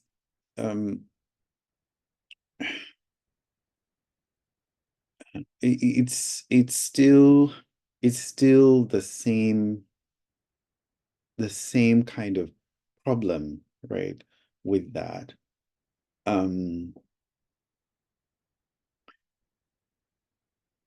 An auto theory that takes into account one's life, right? Kind of in progression, or an auto theory or an autoethnography that takes into account one's context, right, in progression, may suffer from the same generalizations that these scholars are critiquing. And I say that those generalizations are not generalizations that have been made and are unique to that autoethnography. No, they are rigorous studies that other people have made, that you read, and then now you're applying to your own life, right? And story, right? But then by applying certain kinds of generalizations, it impacts, right, the nature of that ethnography or the nature of that writing, such that it can also produce, right, similar effects as what we were talking about. So to produce these absences or kind of to deplete, right, to deplete something, right, of its essence, to deprive something of its essence, etc. Can I ask? Yeah. I think there's a glitch. Can I ask? Oh, okay. Because I'm wondering, has there been some type of examples, tryings, or methodologies of kind of like making this hollowed out essence legible, like kind of like reading The Haunting, right? So like what has been, is there a different system of thinking? Is there a proposal that would kind of like finish and maybe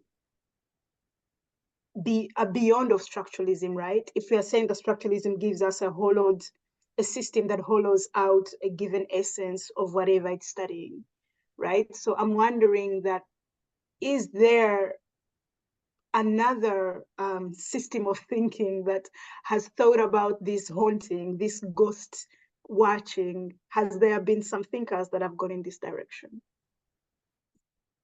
Yeah, I mean, I think, Musoke, the answer is yes. But I think maybe I could also answer it in this other way, or maybe this is a proposal to you.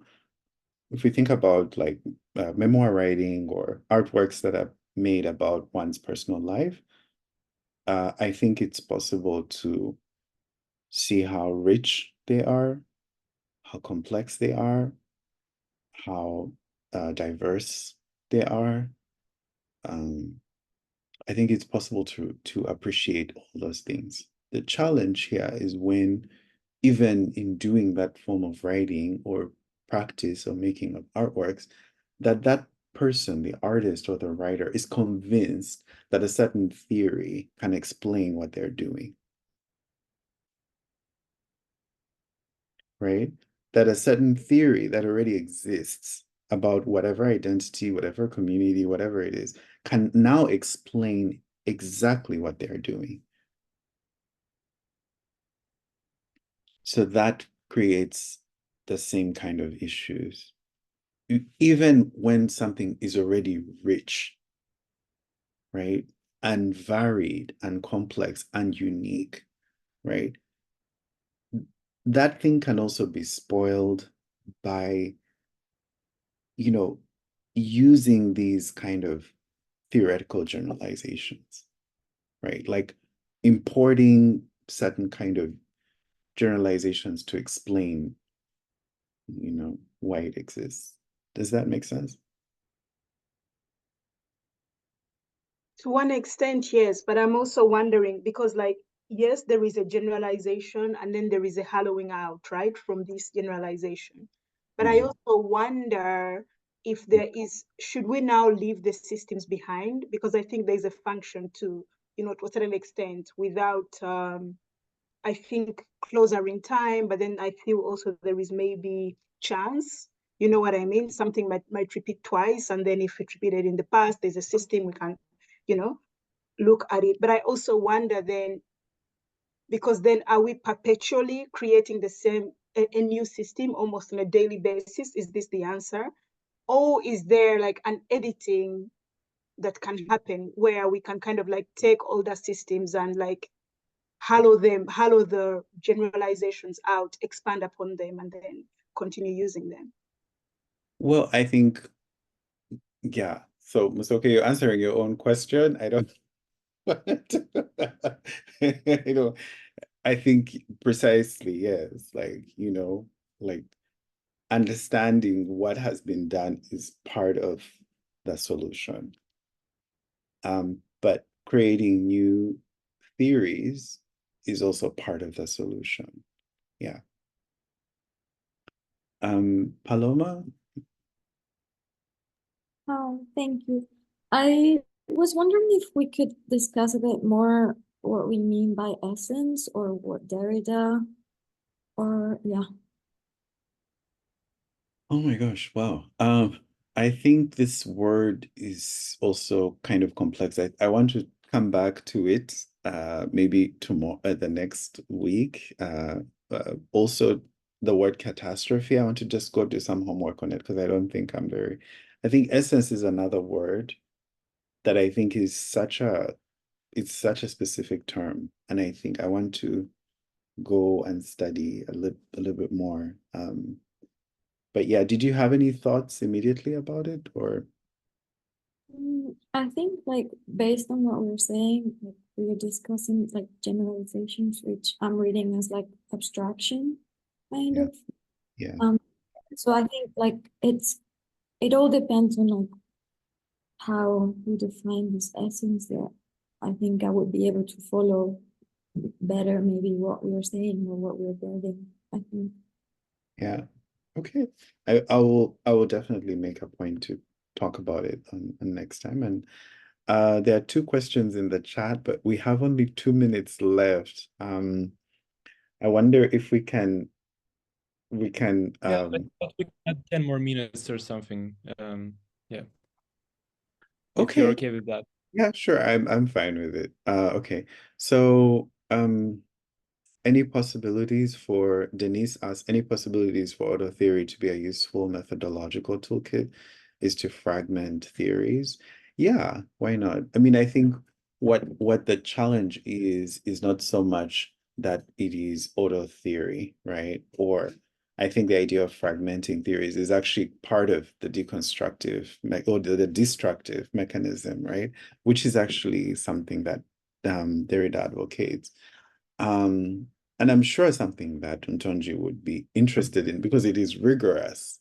What the idea of auto theory, I think possibilities for an auto theory need to also think about what the content of that theory is, right? So possibilities for an auto theory and the fragmenting of other theories needs to take into account what the content specifically is, right? So this is what I think is challenging and difficult about it.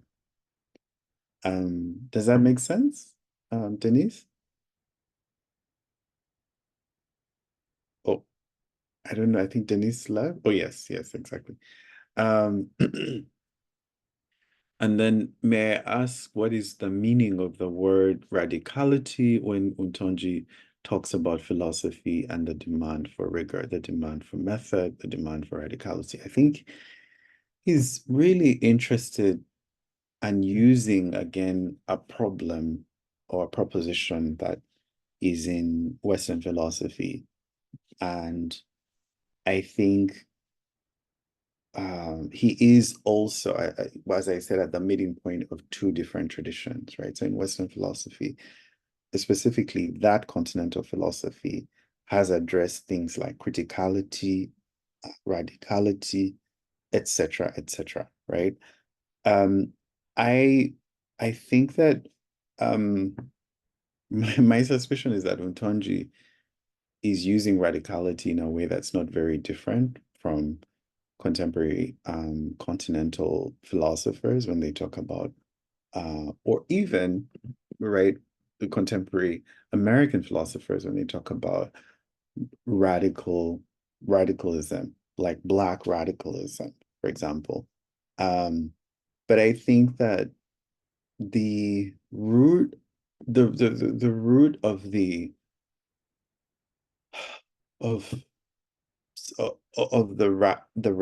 radical is aligned very much with the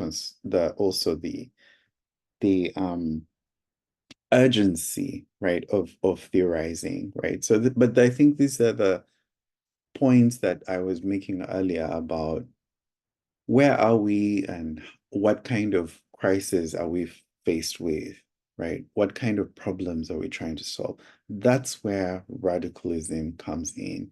It's not merely about theorizing where you are in the academy and then you're doing your studies and that's it, right? Like it's about facing things which are ongoing struggles and contributing to them somehow through writing or through your studies, but still contributing to those struggles, right? Contemporary struggles.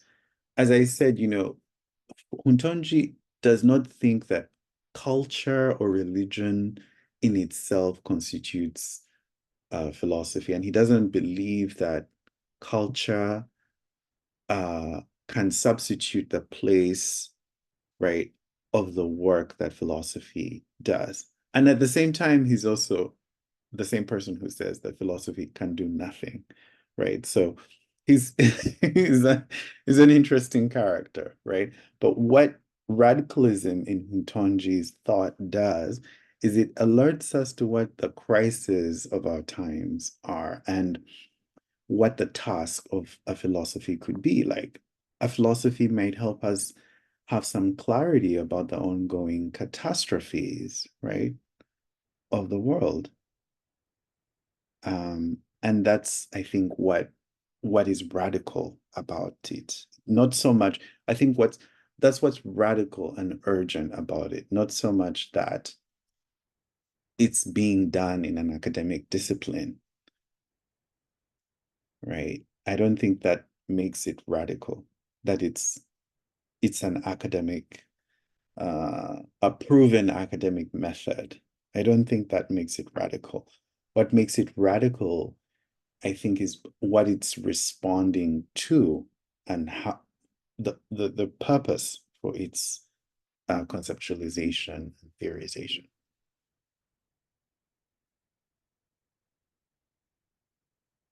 Yeah, so Musoke, I think when you were talking about developing new systems, evaluating older systems, coming up with new theories, new ideas, all those things, all those proposals, I think are very interesting. The problem is that it rarely happens. And I mean this to say that in an academic setting, it rarely happens that people are creating new systems, right? Take philosophy. It rarely happens that people are creating new systems of thinking around a specific set of problems. I think usually the idea is to identify new problems within an established frame of thinking, right? As opposed to creating new systems of thinking, right?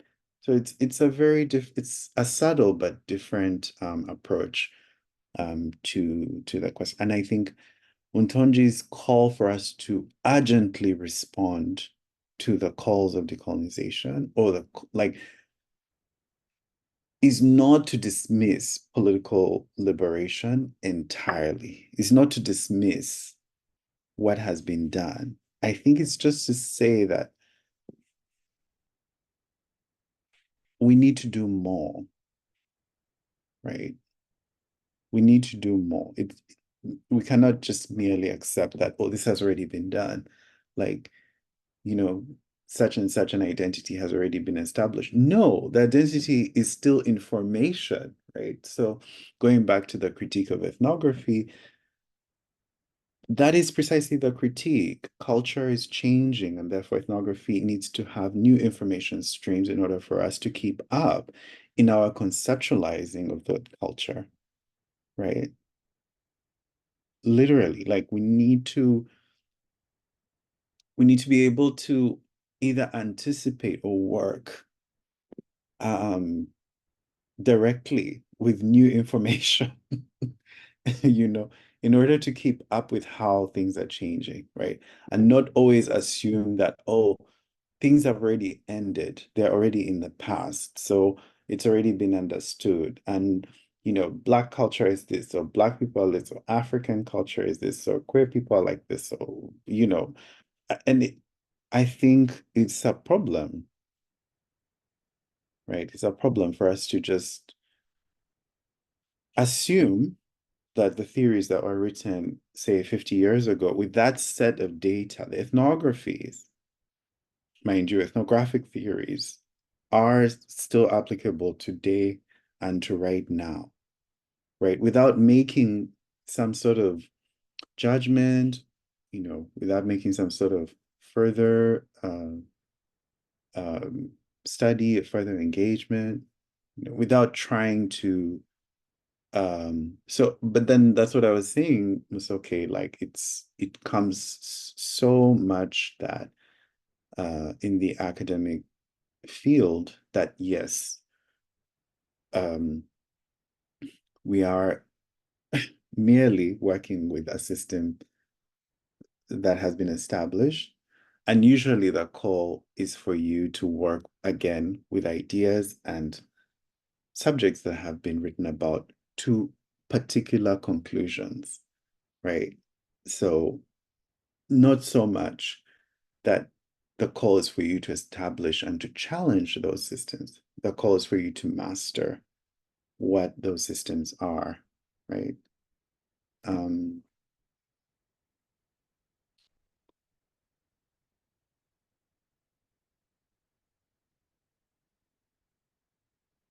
Tradition, yes. Yeah, doesn't create new system, yes. So it's not so much that I think this is not so much about discarding of traditions, right? Or completely doing away with, destroying tradition. No, I think it's about engaging in new evaluations, and actually, you know, I think it's about yeah, working with new ideas, yeah, engaging with new kind of stories, right? And that's what makes it truly radical.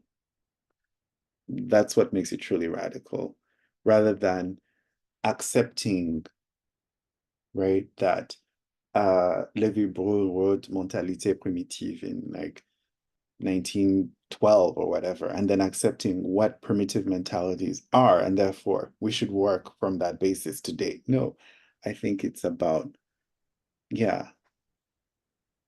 I was, yeah, thank you for that.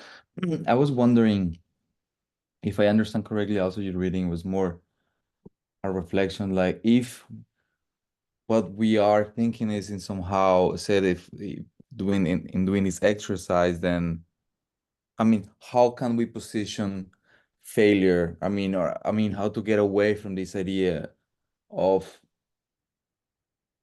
yeah, how to get away from these dynamics of binary dynamics of like, I guess also in my reading, I guess maybe why one of the reasons why traditionally philosophy doesn't create systems of thought is maybe because it's not because they're not brilliant thinkers, but maybe they don't dare to go so far and are very careful in the way how they build their projects. So of course, like everybody has a certain lifespan, and maybe they cannot just do it. Maybe as candies or like when they're like these buildings that of thought, right? Mm. So, but then how then would you position this idea of being of the failure of the just the positive and the negative Mm. or Wow. achieving, yeah, Wow. Sorry, go ahead. yeah, not just that, like, yeah, how to position that idea of like, because it basically, so if in doing that exercise it means that then it's a vulnerable exercise. I mean, as I read it, in just daring to Yeah. being there. And I guess to a certain extent, I think then the more you know something, the it's harder to do that. When I mean, I think there is a curve of when you need still to know certain things. So there's this idea of like the amateur somehow, that but not mastering certain things. When you master certain things, also you are just enclosed in certain things. So, but that doesn't mean also that you just don't know anything. You need to like grasp certain things, but from there, between that space of like that idea of an amateur and the master, there's a lot of space where I think it's easier to dare to fail because you are not yet a master, right? Yeah, I mean, you're answering your question, but I totally agree with you, and I think it's such a brilliant question. It's kind of similar to this. So I think your question is also about mastery, right? And failure. And I think this is such a, yeah, philosophy does not leave room for that. I'm sorry. It leaves room for mastery, but not for failure. I think what the aim of being trained in philosophy usually is that you master, not the other way around, not to then fail at thinking and whatnot. I think so. I think that's what makes it a radical proposition, is that you're willing to go into places that people have not fully gone, but also to develop new ideas, new theories, in ways that people have not done. I think that's what makes it radical. But also what makes it radical is also, as I was saying, the idea that it is facing something that is actually quite larger than all of us. So the catastrophe that Derrida talks about, it is facing that sense, the imminent catastrophe, right? And I think that's interesting. The point of Derrida's thinking is not just to constantly call on to the ghosts. I think the point is to tell us how the ghosts show us what we have failed to do. Yeah, that even in our mastery, that we have failed certain things, right? That's what the ghosts are there to tell us about. Yeah.